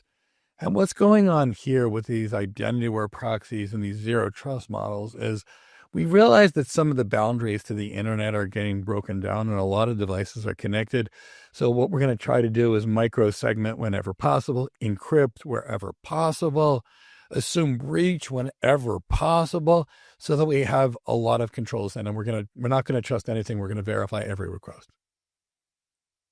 An identity-aware proxy can control access to cloud-based and on-premise services and virtual machines and applications on side of the Google Cloud Platform. So It's going to use identity and context to determine whether a user should be granted access to specific resources. So it is context-aware access. Context-aware access is going to determine where you are and should you let someone on. So context-aware could say Mike works 7 a.m. to 9 p.m. every day of the week. So if someone's trying to access the system at 10 p.m. or 6 a.m., it's not Mike. Maybe don't let them have access to the system. Or maybe Mike's in Florida. Don't allow Mike's access from any place outside of Florida without issuing a multi-factor authentication challenge. So if I'm normally on a Mac in Florida, and all of a sudden I'm on a Windows machine in Athens, Greece, determine if it's me, send an additional challenge, or just block it. So, as we start getting into zero trust, identity and access management becomes one of the last lines of defense we always had. I mean, we always had it, but we had boundaries. We're losing these boundaries. So because of the boundary loss, we need something good. So we're going to be using context-aware access. And that's going to integrate very nicely with cloud identity, this identity-aware proxy, and that's going to further enhance our security. Now, when we deal with identity-aware proxy, it does give us some advantages over traditional VPNs. It reduces the overhead of managing traditional VPNs and provides very secure, or I should say very granular access control over resources, which is going to enhance security compared to just perimeter-based solutions like a VPN. But they're not mutually exclusive. You can use both defense and zero trust at the same time. Now, identity-aware proxy is going to simplify user access. It's going to make it easy for users to work across a wide variety of locations. This model is this concept of zero trust and context-aware IDAM and perimeters going down is pervasive. It's going on everywhere. So more organizations are using it, and hence Google has got a good functionality for it. The benefits here are it gives you, we're dealing with multiple levels of protection and context aware at the same time. So we're trying to future-proof our environment by making sure we not only have security in our environment, but at the same time, know who the users are, what they're allowed to do. We encrypt everything, and we literally make sure every request is legitimate. So that's really where we're headed with this identity-aware proxy. Now I'm going to talk a little bit about network logging. Network logging is going to be important. You need to know what's going on your network. If you don't, when things break, you won't know why. Or you won't understand if you've got a security problem that's related to your network. Or if things break and it's a network problem, you're not going to figure it out. And you're going to have to get live and troubleshooting and debugging, which you still may need, but you still need logs. Logs should be consistently collected. They should be output, and they should be ideally directed from a security perspective to a SIEM system long term. We need to make sure that we're correlating the logs. If the firewall logs and the network logs and the system logs all say the same thing, maybe we see something going on and we catch it better. So we want to consistently monitor our network. We want to monitor everything. And networking logging is gets us to helps us with that CIA triad, that confidentiality, integrity, and availability. Logs will make sure that the things are confidential. So imagine somebody adding an extra connection to their house on our network. Well, that would be a problem. So we'd see that on the log. New wide area link or new IPsec title turned out. So logs can help us and make sure the systems haven't been tampered with.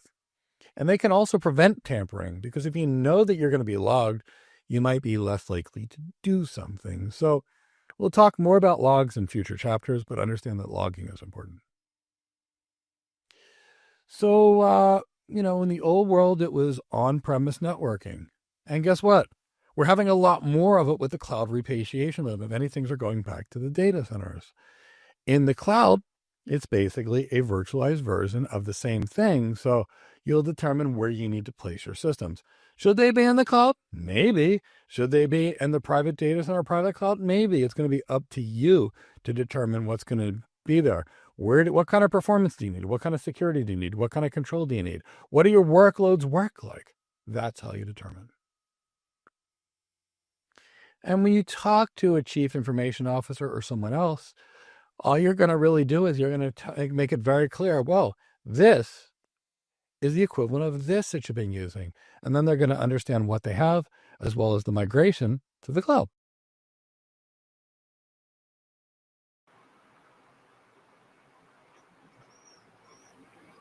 Okay, Leo and I are back. So we are back. We are here to see if any questions popped up. Then we're going to get into Leo's labs and have some fun with that. So if you're having a good time, maybe give it a like, maybe subscribe to our channel and hit the bell to be notified of some new videos, because we have a lot of them. We produce at least almost one every day. So we've got lots of things to help you in your career. Leo, before the labs, you want to talk about the labs? Do you have anything to say about the labs?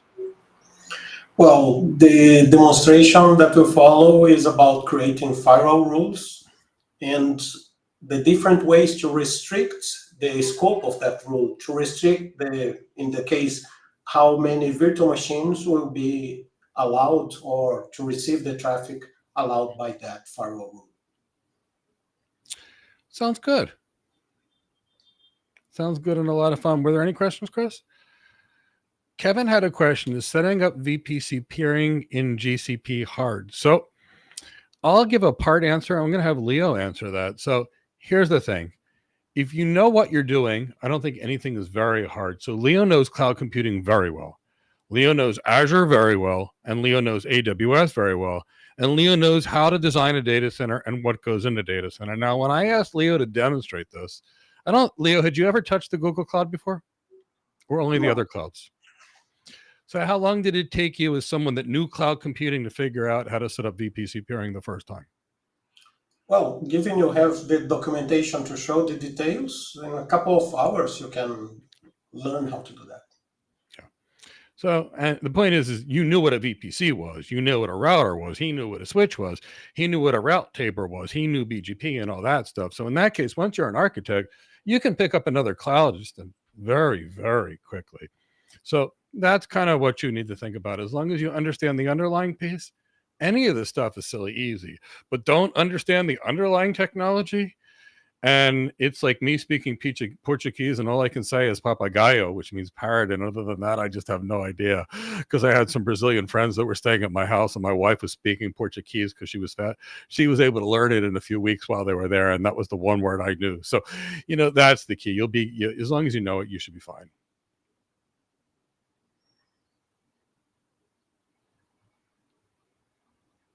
All right, give me a hashtag Google Professional Cloud Architect or something that I know you're awake, and then we're going to start having fun with the labs.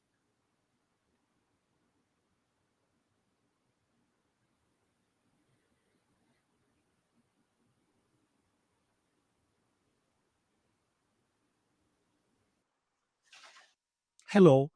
In this lab, I will demonstrate how to create firewall rules to restrict HTTP traffic to specific virtual machines.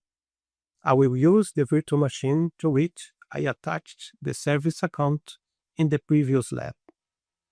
I will click Docs to open Google documentation. And here from the left side panel, I will click Networking, scroll down. I will click Network Security, and then Cloud Next Generation Firewall. This opens the Cloud Next Generation Firewall documentation. And this contains different document links for you to learn more about the firewalls and the firewall rules. There are some training and some related videos as well. I will scroll back up and click Read Product Documentation. Here is another document on the Cloud Next Generation Firewalls, and it shows some different types of firewalls, some standards and essentials. And here from the left side, under the Configure VPC Firewall Rules, I will click the VPC Firewall Rules Overview. I will recommend again that you read the documentation to understand and learn about the services.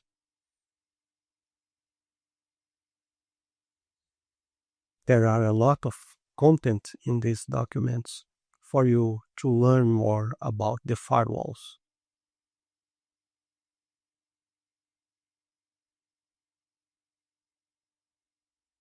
Here, under the target source destination section, the first statement says targets identify the network interfaces of instances to which the firewall rules apply.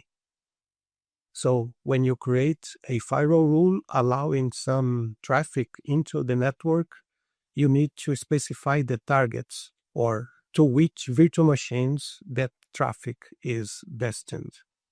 Here, under the target parameter section, there are 3 different targets.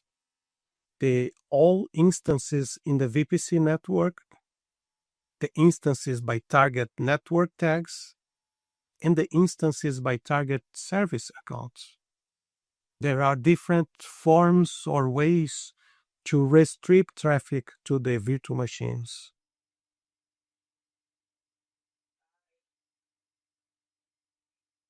Here, under source and target filtering by service account, the first statement says you can use service accounts to create firewall rules that are more specific in nature. For both ingress and egress rules, you can use service accounts to specify targets. I will scroll a little bit more, and here, filter by service account versus network tags. The first bullet point says a network tag is an arbitrary attribute. One or more network tags can be associated with an instance by any identity and access management principal who has permissions to edit it. So, network tags are more susceptible to be changed by different users with IAM permissions. A service account represents an identity associated with an instance. Only one service account can be associated with an instance. You control access to the service account by controlling the grant of the service account user role for other IAM principles. For an IAM principle to start an instance by using a service account, that principal must have the service account user role to at least use that service account and appropriate permissions to create instances. So, it is much difficult to change or tamper with service accounts associated with virtual machines than it is to change network tags associated with virtual machines. I will keep scrolling down. It shows some use cases here. But here from the What's Next session, there is a link to create and work with firewall rules. See this document, use VPC firewall rules. I will click the link to open the document. And here under the create VPC firewall rules, there are the steps to do to create the rule. But before I create the rule, I will show the existing firewall rules in my VPC, and I will also test the access, if I have access to the virtual machines the way it is right now. I will open the VPC and network firewall page in another tab here. And here I can see there are 2 rules on this VPC, one allowing ICMP traffic and the other rule allowing SSH traffic.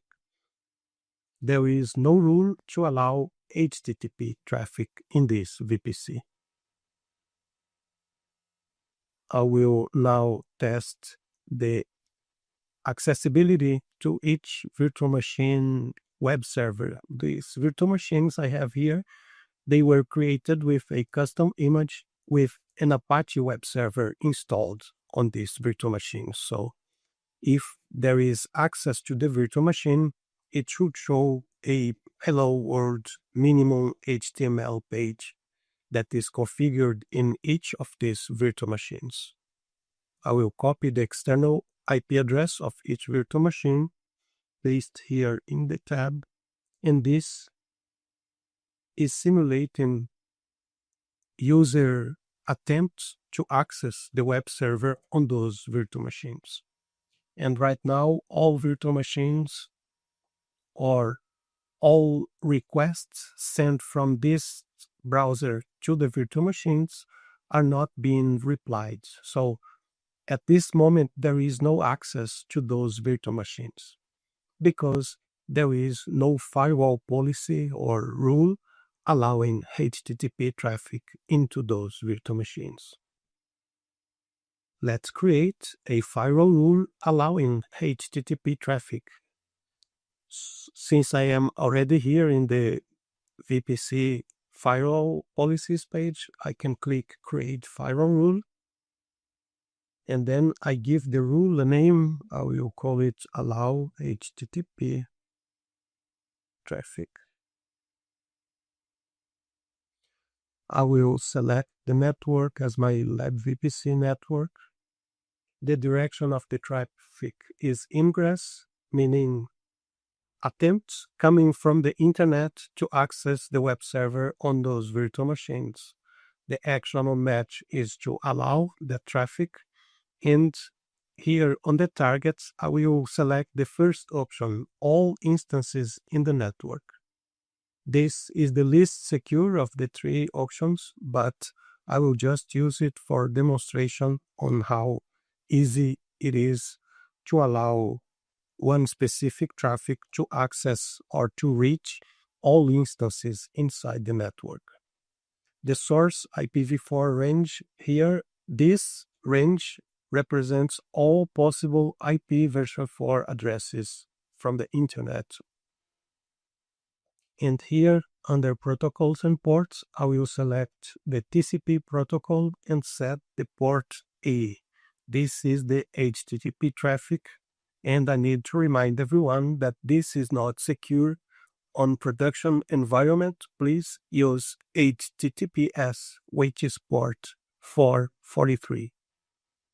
After setting all this, I will click Create to create the firewall rule, and I can go back to the virtual machine instances and reload them to check if the requests can reach them now that I have the HTTP firewall rule allowing traffic to the virtual machines, and all three virtual machines replied with the Hello World page.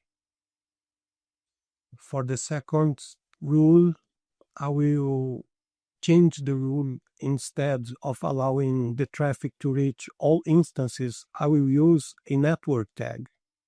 And just to check the network tags associated with the virtual machines, the VM1 has no network tags.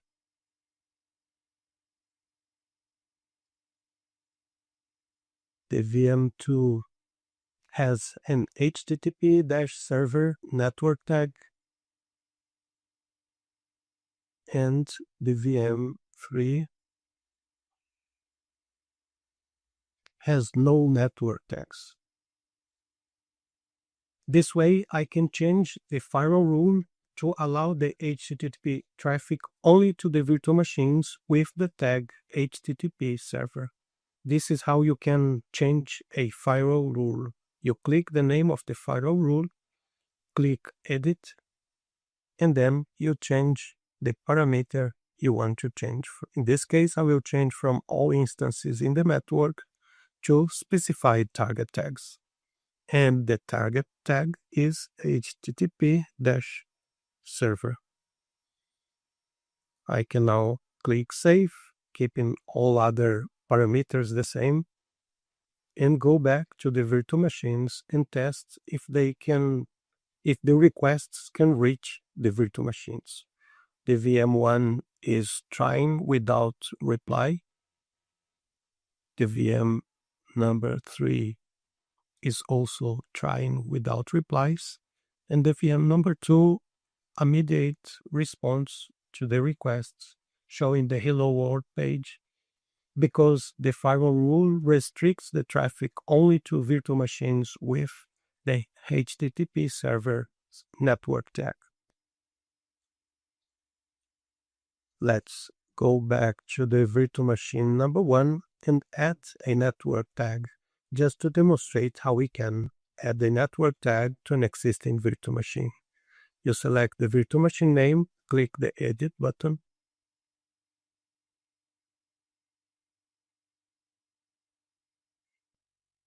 and then here under Network Tags, you enter the name of the tag you want to add to that virtual machine. In this case, is the HTTP server.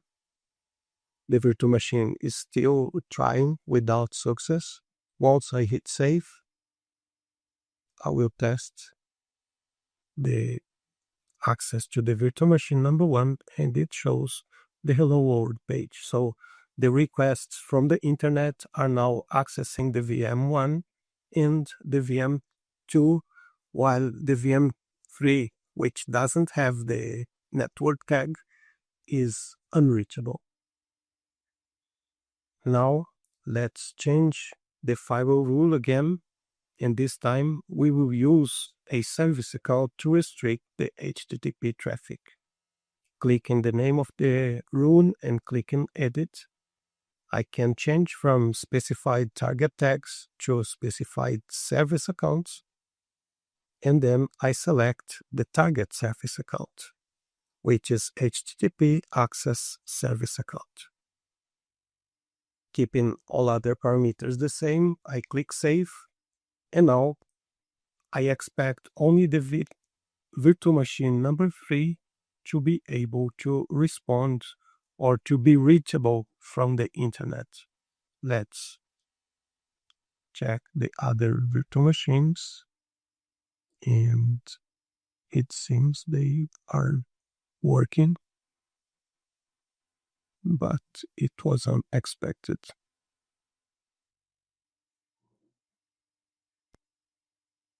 Let's check again. Refreshing the VM1, refreshing the VM number 2, and refreshing the VM number 3.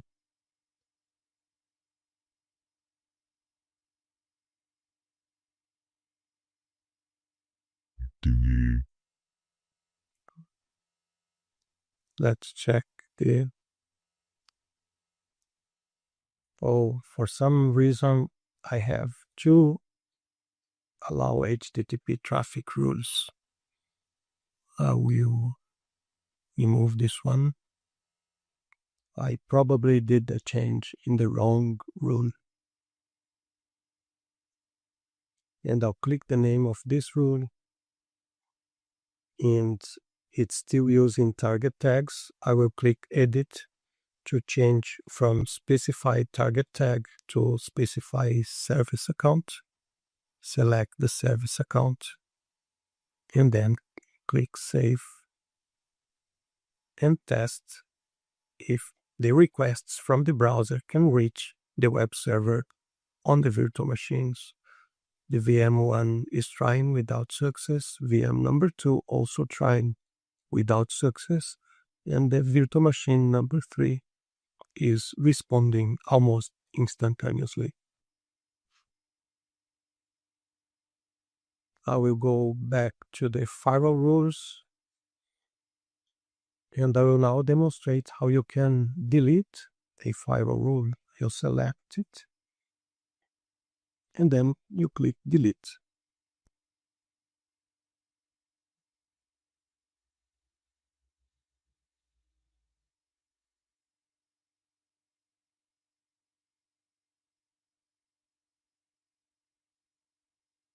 Now we only have two firewall rules, one allowing ICMP and the other one allowing SSH traffic. Since there was an unexpected behavior when demonstrating the different possible targets with firewall rules, I recorded a review of what I have demonstrated today. I recorded this part again to try to uncomplicate the explanation and the actions I did. Here I have my firewall rules I will refresh to make sure I only have two rules, one for ICMP and another one for SSH. So at this moment, I don't have any rules allowing HTTP traffic into my network. Here I have the 3 virtual machines, and to make it quicker, I already have the VM details open here, so I can check the network tag. For the VM1, there is no network tag, and also check the service account. For the VM1, the service account is the default one created. Let's check the VM2. The VM2 has no network tags as well. The service account is also the default service account. Now checking the VM3. The VM3 has no network tags, but the VM3 has the HTTP access service account attached to it. Just to prove there is no connectivity to any of the virtual machines, I will open their external IP addresses here in different tabs to test if any of them is able to reply to requests from the internet. And all of them are trying, I have 3 tabs trying to reach the 3 virtual machines, but they are getting no replies. I will now create a firewall policy to allow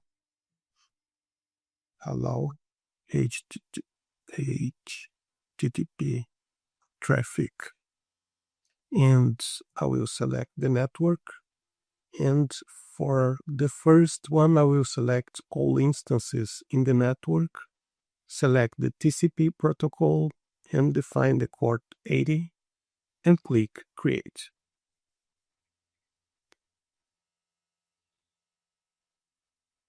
Firewall rules, go to issues. Oh yes, I did not set the source 0.0.0.0/0, allowing all and any IPv4 address to reach the virtual machine, since now I have a firewall rule allowing traffic to the virtual machines.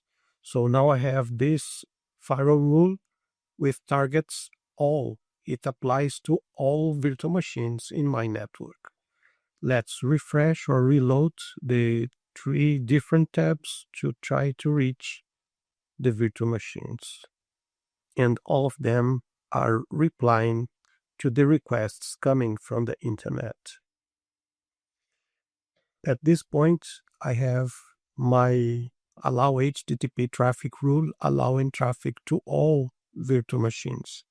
Let's edit this firewall rule and change from all instances in the network to specified target tags. And the target tag will be HTTP server. The same source range, the same protocol and port, and click Save to save the change to this firewall rule. Reminding that none of my virtual machines have a network tag. Not VM1, not VM2, and not VM3. For this reason, none of them should be reachable from the requests sent in the browser. And the browser is trying, but there is no request, so it will keep trying until it times out. So let's create a network tag in the virtual machine number 1.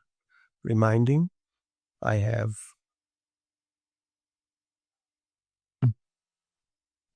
three firewall rules, one for HTTP that allow traffic to the target with HTTP server network tag, and we have another rule for ICMP and another one for SSH. Let's edit the VM number 1 and add a network tag to this virtual machine. Here is the network tag, and I will enter HTTP server and click Save. Notice when I saved, it checked the Allow HTTP Traffic option here.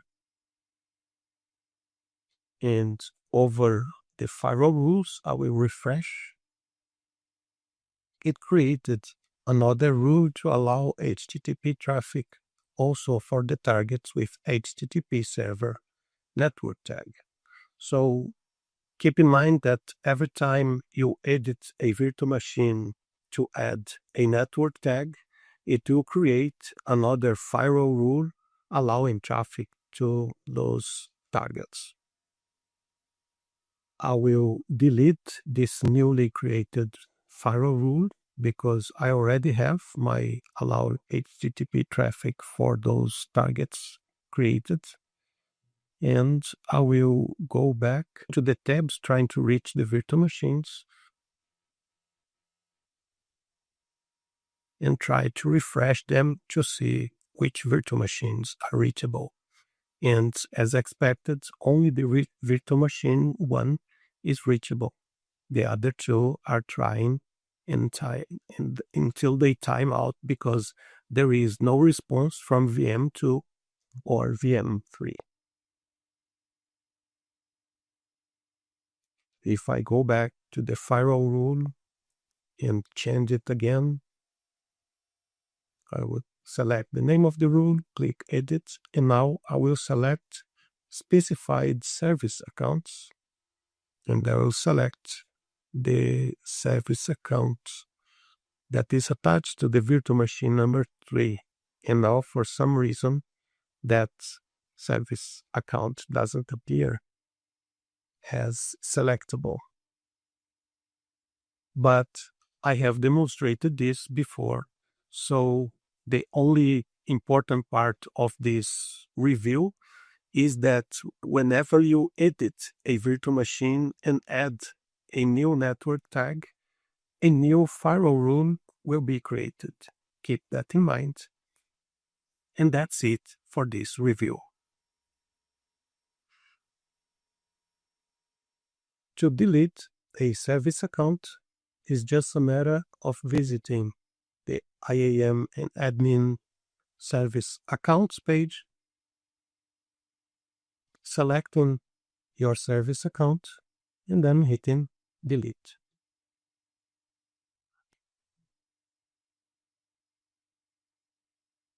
The service account is deleted. In this lab, I demonstrated how to create firewall rules to restrict HTTP traffic to specific virtual machines. I demonstrated using different targets, all instances in the network, network tags, and service accounts. Thank you for watching and see you in the next lab.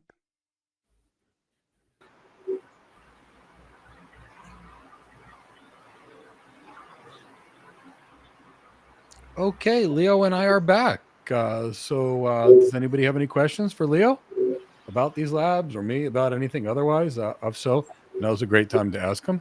If not, I'm learning how to play YouTube. If you're enjoying the video, give it a like. Please subscribe to the channel, that kind of thing. And but if you do have a question, we definitely want to answer it. Leo, what's next?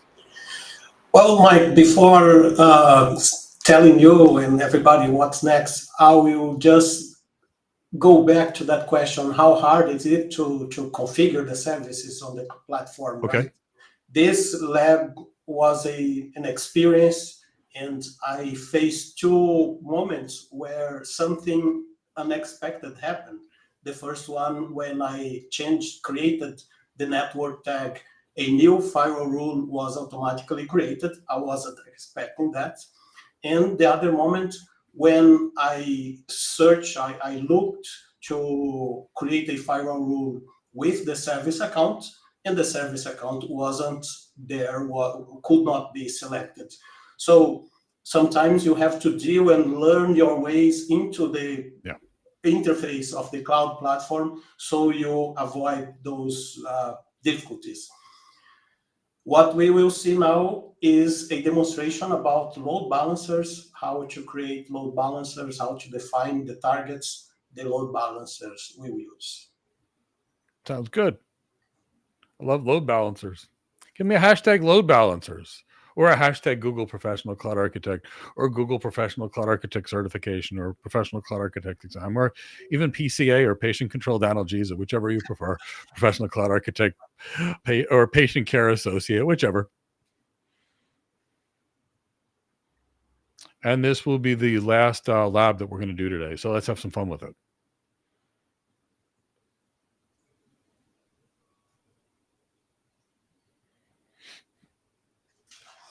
Hello. In this lab, I will demonstrate how to set up a regional external load balancer. I will start here at this page, cloud.google.com, and I will use the search functionality here and enter the keywords external load balancer.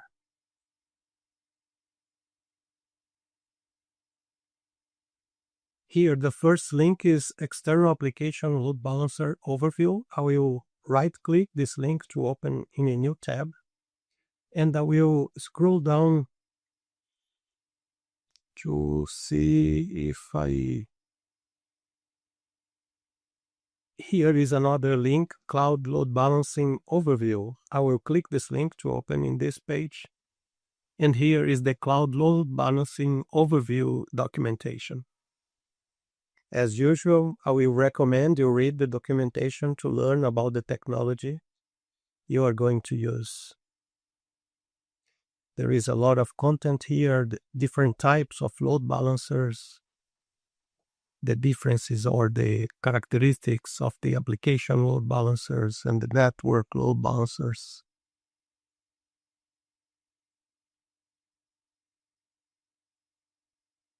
The components of the load balancers, the underlying technologies. And here is an interesting section, choose a load balancer. The first statement here on this first paragraph reads, to determine which cloud load balancing product to use, you must first determine what traffic type your load balancers must handle. So everything should start from the need. You have one specific type of traffic that will direct your selection of the load balancer to use. I will keep scrolling down.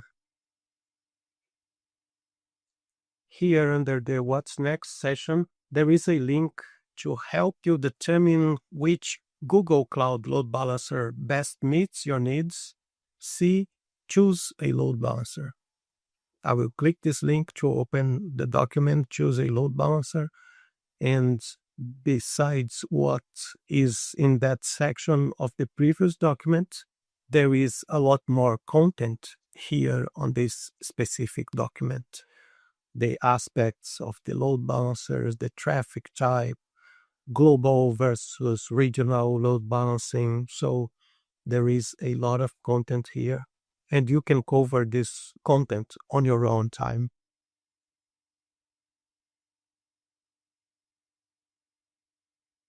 I will close this tab to switch to the other document. I opened the External Application Load Balancer Overview, and it covers the different modes of operation, the architectures of the load balancers,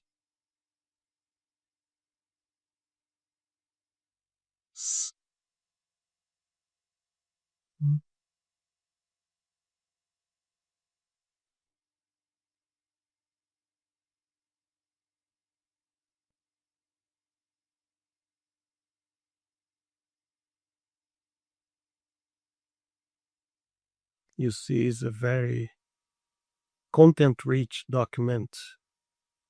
And here under the Firewall Rules section, it reads, the load balancer requires the following firewall rules. For the global external application load balancer, an ingress allow rule to permit traffic from Google frontends to reach your backends. For the regional external application load balancer, an ingress allow rule to permit traffic from the proxy-only subnet to reach your backends. An ingress allow rule to permit traffic from the health check probe ranges. For more information about health check probes and why it's necessary to allow traffic from them, see probe IP ranges and firewall rules documentation. Here on this table, there is a health check source ranges and two side ranges or IP address ranges appear here. And the source of Google front-end traffic depends on the backend type. For instance groups and zonal network endpoint groups, you should use these two ranges. For other types of backends, you should use other IP address ranges. Here from the left side menu, I will click Set up a regional load balancer, and then I will click Manage VM Instance Group Backend. This opens the Setup a regional external application load balancer with virtual machine instance group backends. Here there is some information about the permissions needed to do the activities for setting up the load balancer. If you have created your personal account to learn about the Google Cloud, you have all the permissions needed to do all activities on the Google Cloud platform. But if you are an employee, you will need specific permissions to execute different tasks. Scrolling down here, under the Setup Overview, there is a diagram. I will right-click this diagram to open in a new tab, and we can observe that there is no single block or logical block named load balancer. We see there are some external forwarding rule with reserved external IP addresses. There are some regional target proxies, regional URL maps, regional backend services, regional health checks, proxy-only subnets, and the VPC structure with the availability zone and virtual machines inside a managed instance group. Going back to the other tab, I will keep scrolling down. Here we have the configure the network and subnets section, and we have the steps to configure the network and subnet for backends.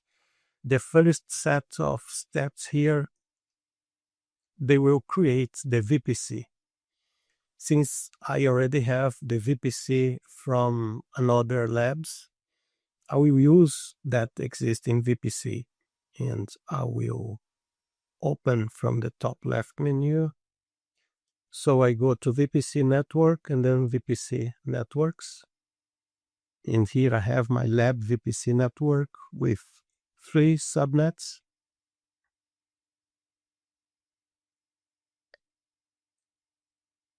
And I have one subnet in the region US West 1, and the other 2 are on region US East 1. From the firewalls tab here, I can check the existing firewall rules.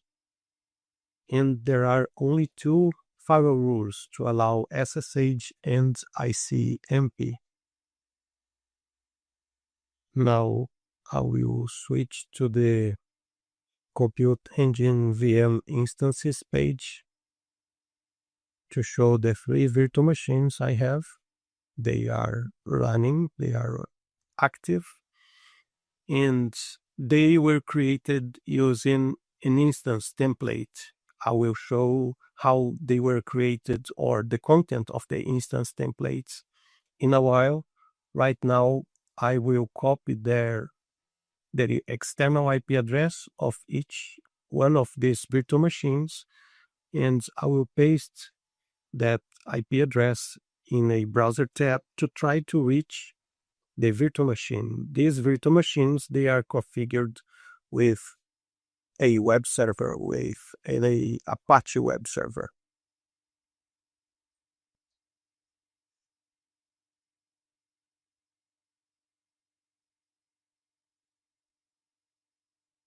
Now we have one tab for each virtual machine, and the requests are being sent, but no replies are being received from the virtual machines or from the web server from each virtual machine.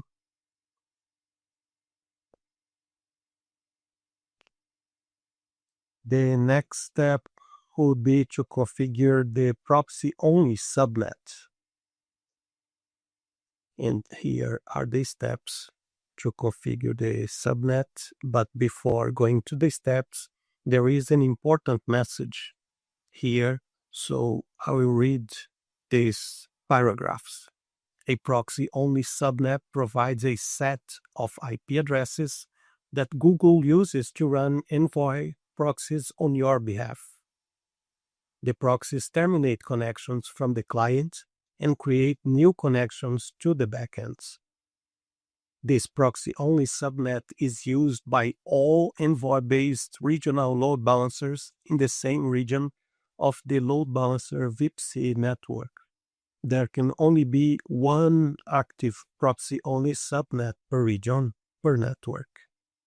So this is a limitation. There can be only one active proxy-only subnet per region, per network. And the important information here is don't try to assign addresses from the proxy-only subnet to your local load balancer's backend. You assign the backend instance IP addresses from a different subnet range or ranges, not this one. Google Cloud reserves this subnet range for Google Cloud Managed proxies.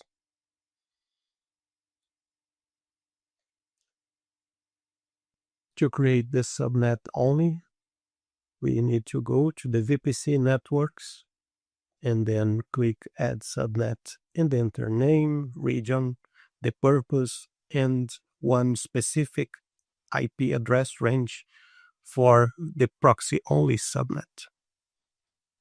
So let's go to the VPC network. I will open this in another tab. Switch to that tab. Click the name of the VPC. I already have. Click the subnets tab. Then click Add Subnet. Here I will enter the name of the subnet, and as per the documentation, I will enter proxy only subnet.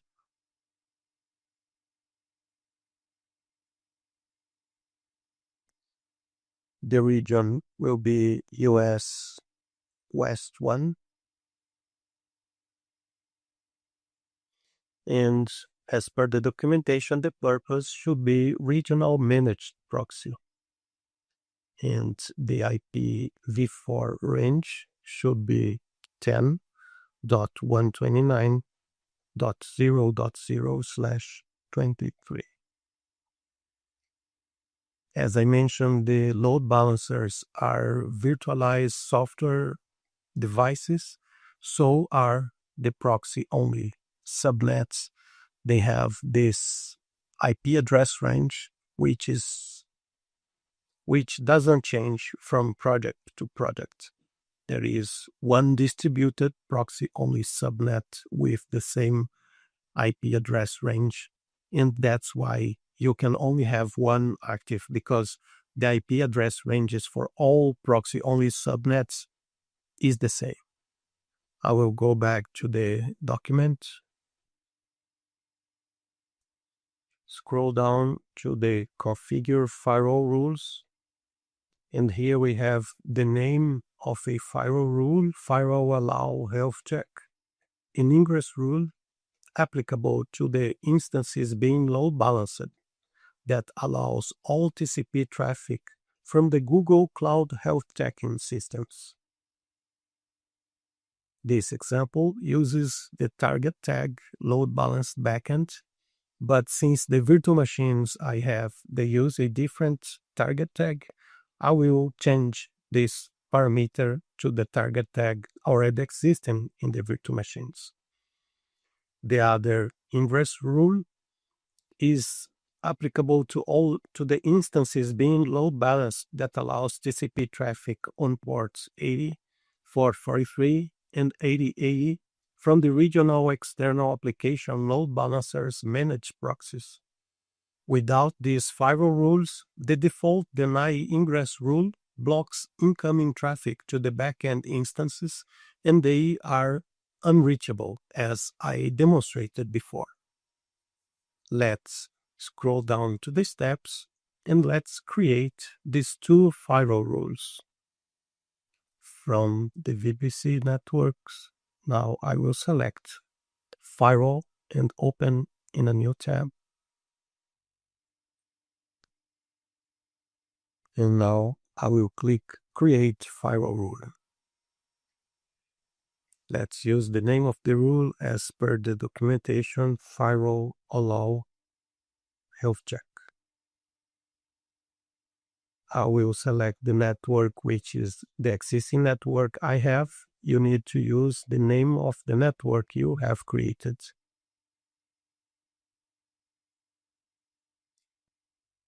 Specify target tags. I will not use the target tags from the document because the virtual machines I have already created, they use the HTTP-server target tag or network tag.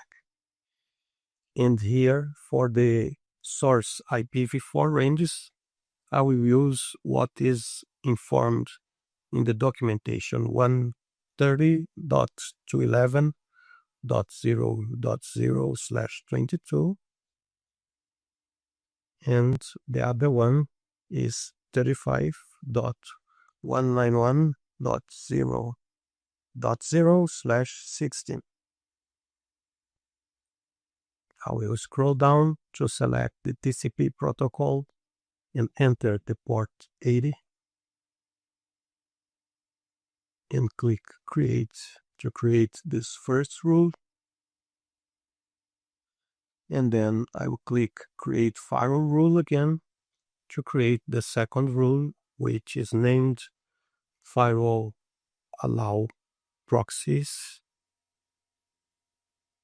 I will select my VPC network, the same target tag HTTP-server. Now the source IPv4 ranges is the CIDR range for the subnet only proxy, which is 10.129.0.0/23.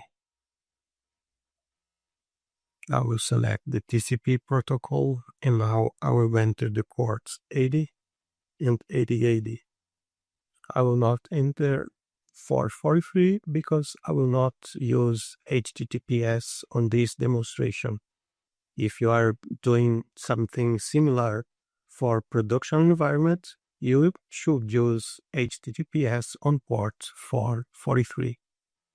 I will click create to create this second firewall rule. Now, since I have these two firewall rules allowing HTTP traffic into the network, I will check if I can reach the virtual machines.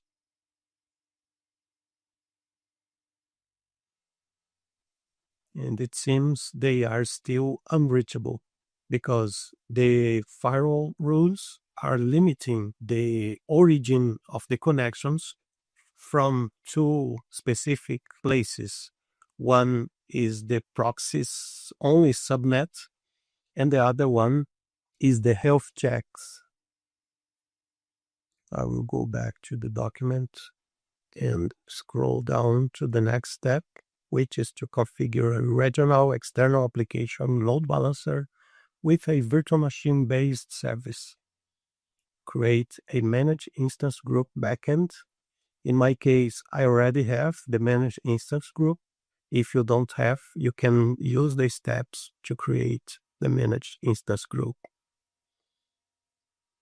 I have demonstrated how to create the instance template and the instance group in previous labs. I will now show how these virtual machines I have were created. I mentioned before they belong to a managed instance group, and I will demonstrate here by selecting instance groups in a new tab.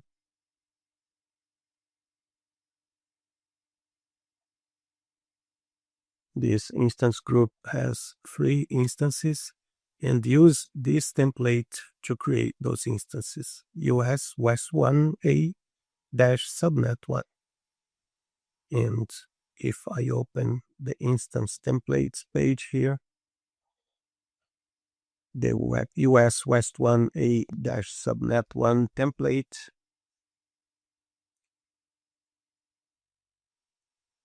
was created having the network tags HTTP-server, and it belongs to the lab VPC network and uses the custom image, Ubuntu Apache custom image, to create the virtual machines with the default service account.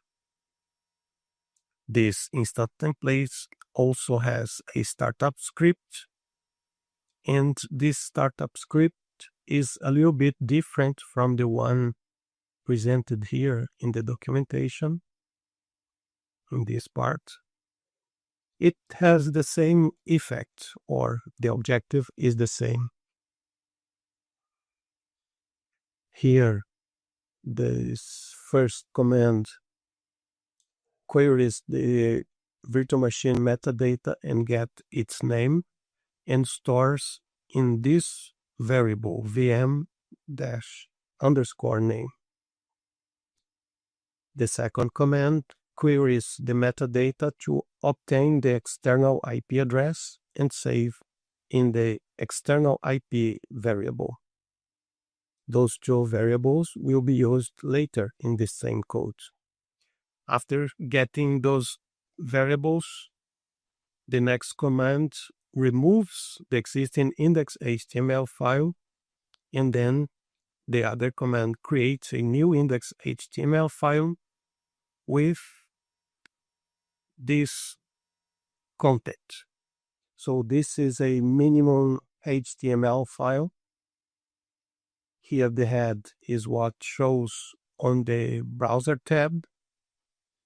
Under the script, there is a small script just to randomize the background color of the page. And in the body of the index.html file, we have one title, welcome to my custom page, and then 2 lines showing first the virtual machine name and then the external IP address of this virtual machine. Since this startup script runs when each virtual machine boots up, each virtual machine will display their own name and their own IP address on the index.html page served by the web server installed on those virtual machines.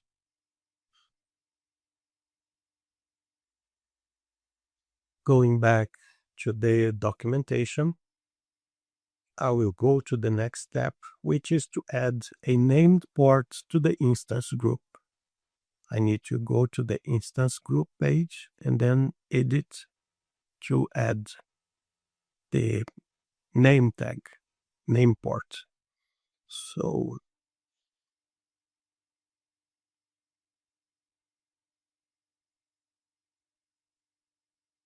instance group page. I click the name of the instance group,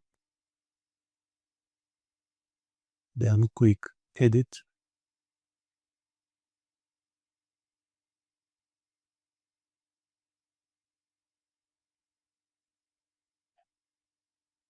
I scroll down to the port mapping section, and then I click add port. And well, I need to enter HTTP and then the port 80. And then I click add port. Well, actually this one is already added. Let's click save. Is already entered the data.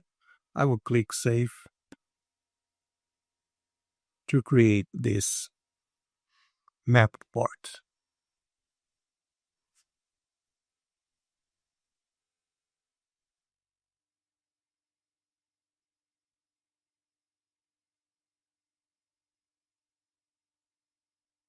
Let's go back.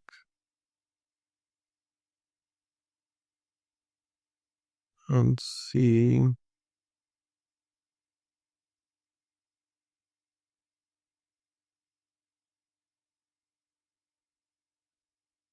Port name mapping HTTP 80.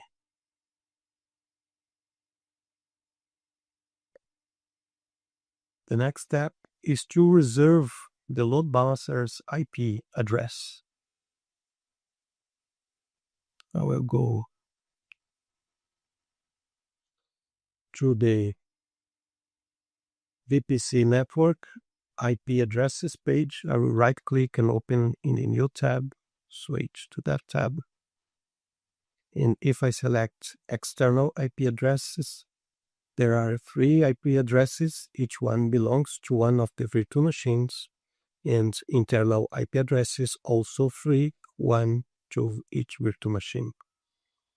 I will click reserve external IP address or reserve external static IP address. Enter a name that I want for this reserved static IP address. Static IPv4. And as per the documentation, I will change the network service tier to standard. I will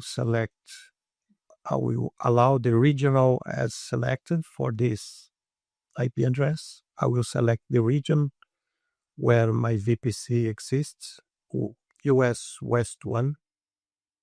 And from attached to, I will select none as instructed in the documentation. And then I will click reserve.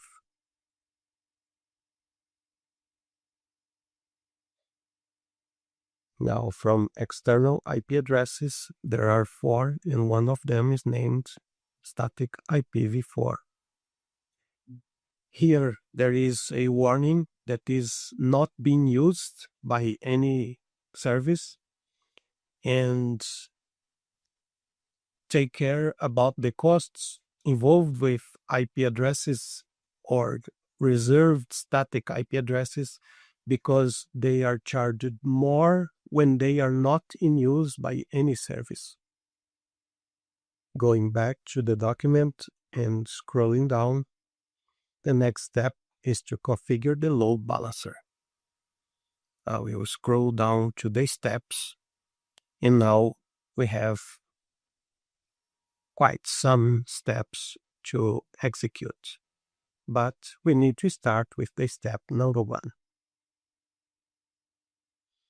That is to go to the load balancing page, and then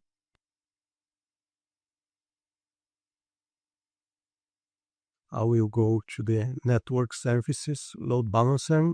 If you are not seeing the network services on your menu, click view all products, and then from networking, you can find network services. Click Create Load Balancer. And the documentation instructs to select an application load balancer and click Next. Then allow the public-facing external to be selected and click Next. For the global or single region deployment, select Best for regional workloads and click Next. And then click Configure. Here, there is the basic configuration. I will enter the name for the load balancer, and the document calls it Regional Layer 7 X Load Balancer. I will select the region as US West 1, and also the network, my VPC network. It already detects that I have the proxy-only subnet already configured.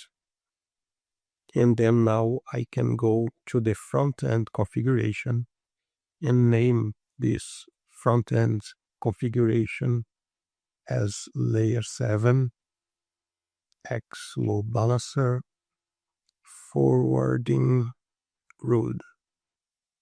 The protocol is HTTP. The documentation instructs to change the network service tier to standard and then enter the port 80. And now I need to select the IP address or the reserve static IP address. That is this one, static IPv4. Click Done. The documentation follows with the instructions for HTTPS. I will not use HTTPS, therefore I will skip to the backend service. Click Backend Configuration here, and then select Create a Backend Service. Enter the name for the backend service, which the documentation called Layer 7 X Load Balancer Backend Service. The backend type is based on an instance group. The protocol is HTTP, name port HTTP. Here under backends, I will select the instance group to which the existing virtual machines belong to, or they were created by this managed instance group. The balancing mode is utilization, and we can keep the remaining parameters and then click Done. From the health checks part, I can click Create a health check and then enter a name for the health check, which is Layer 7 X Load Balancer Basic Check. Protocol HTTP port 80. And then we can click Create. And then we can click Create. I will click OK now. Into routing rules. The documentation informs to set the mode to simple host and path rule, and to ensure that the load balancer backend service is the only backend service for any unmatched host and any unmatched path. So there is only one. And then I can click Review Configuration, and then I can click Create.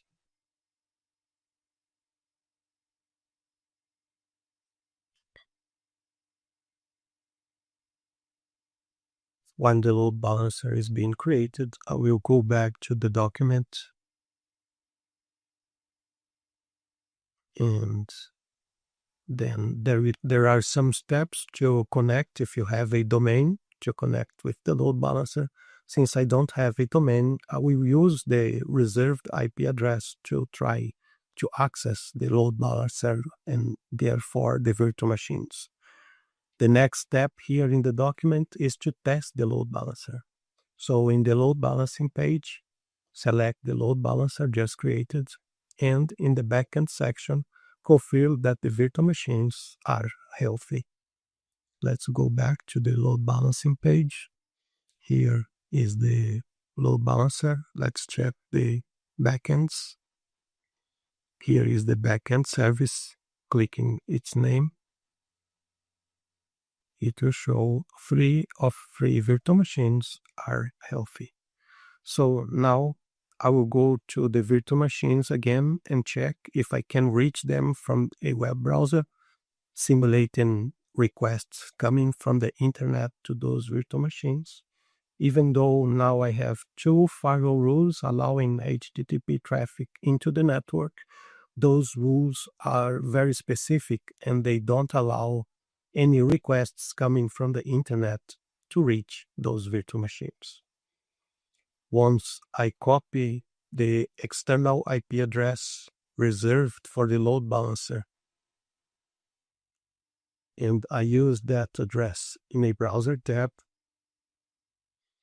we reach the Welcome My Custom page. And here we have the name of the virtual machine and its IP address. The first one ends with 97, which is this IP address. And we have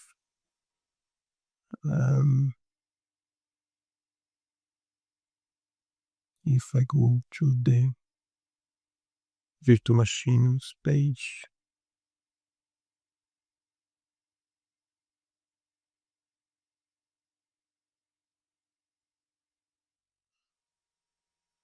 this is the virtual machine 97. The other virtual machines IP addresses end on 151 and 144. If I refresh this external IP address trying to reach the virtual machine in the load balancer, each refresh will change, or at least will send a request to the virtual machine. If it goes to the same virtual machine, at least it will change the background color, because each request will generate a random value for the background color. So we can see the virtual machine names and IP addresses changing here with each refresh of the page.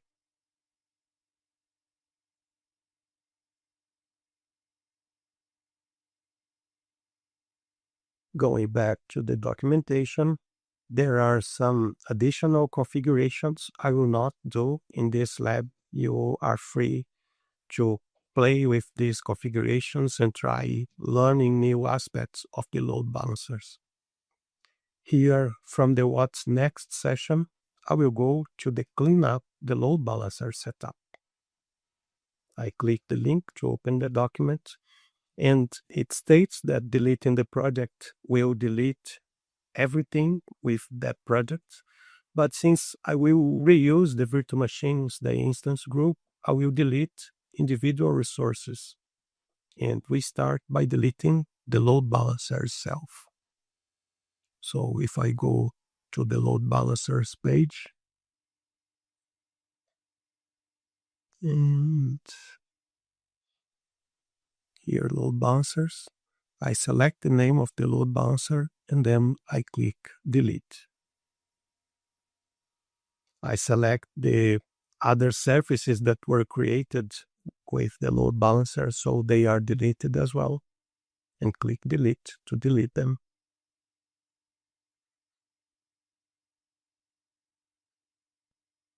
Now I will go to the IP addresses page and refresh. The static IP address is not being used because I issue the deletion of the load balancer.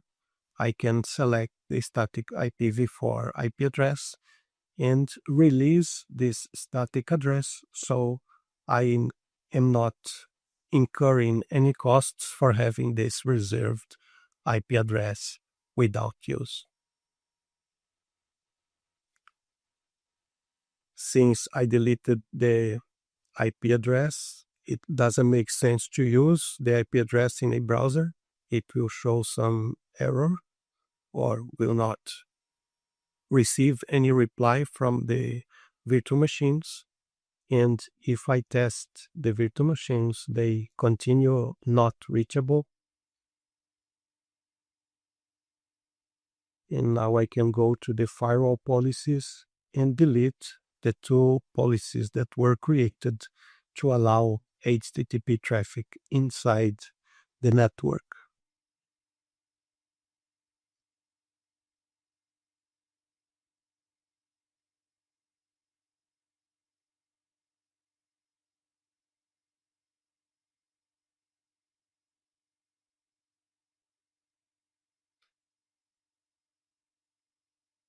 I can also go to the VPC network and under click its name to show the details, and from the subnets I can delete the proxy only subnet that was created to be used with this load balancer. I click the delete icon here and confirm I want to delete that proxy only subnet.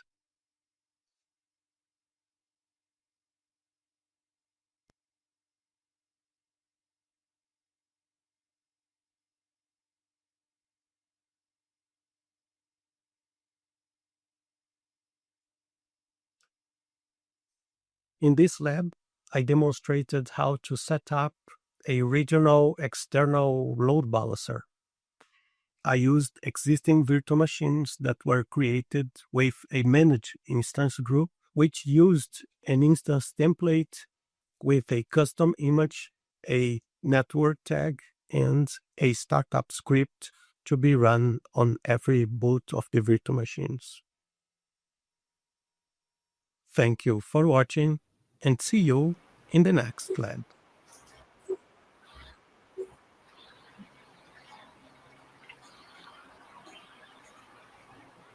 Okay, we are back. So hopefully people had fun with Leo's labs. I'll check and see if there were questions with Leo's labs. Then I'll remind everybody that we have another day tomorrow, which is lots of fun. And the day, and then next week, all next week, we have plenty of more Google Professional Cloud Architect training. So were there any questions that popped in along the way?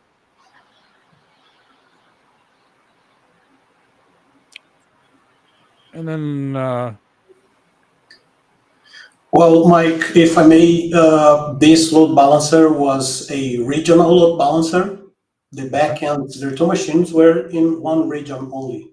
Tomorrow, we will have another demonstration about load balancers, which the backend virtual machines will be in two different regions. So it will be a multi-region load balancer. And in this lab, I mentioned instance templates, creating managed instance groups. I used a custom image to the virtual machines. All this we'll demonstrate in labs as well next week. Yeah. And I think there was one question I think I'll address. So the web developer that would write a web page code, they can trade the color, but as a cloud engineer, you're not making web pages. And as a cloud architect or a solutions architect, you're not going to be touching the web either. So Leo was just using them as a demonstration, but but I understand. But if he was a web developer, he'd do all kinds of things to make it look like it fit for the outside world. So we're going to start with labs first thing in the morning before we go to the next session of content on compute. I like to babble about compute. I love compute. I've not only worked with servers forever, I've been building my own stuff for fun forever just because it's kind of cool. So we'll talk about that. I'm on a custom system I built here myself just because my Mac wasn't strong enough. So I've got a cool little toy that I built myself because sometimes it's kind of fun. So Leo's got all kinds of things that he'll be talking about. He can enlighten you on that. But Leo, what else are you going to be talking about tomorrow? Well, in the sequence, tomorrow we'll start the compute content, and related to the compute, we will have labs demonstrating how to create virtual machines, how to use startup scripts, how to create the custom image to use in virtual machines as well. So got it. Be prepared. Sounds great. Maybe give us a like if you had a good time. Please share this free boot camp with others that you could use help. I see we had people all over the world today, for everywhere from South Africa to India, all over the United States. I saw we had people in England. I know there's some people in Europe as well. So please share this with others. We want to do what we can. And, maybe subscribe. If you're not a subscriber, I produce a video almost every day. Honestly, sometimes it's more than I do on a day, but so hopefully you'll get to see these things. So good to see everyone tomorrow. Tomorrow we'll begin with the labs. Give me a hashtag Google Professional Cloud Architect, and we will see you tomorrow.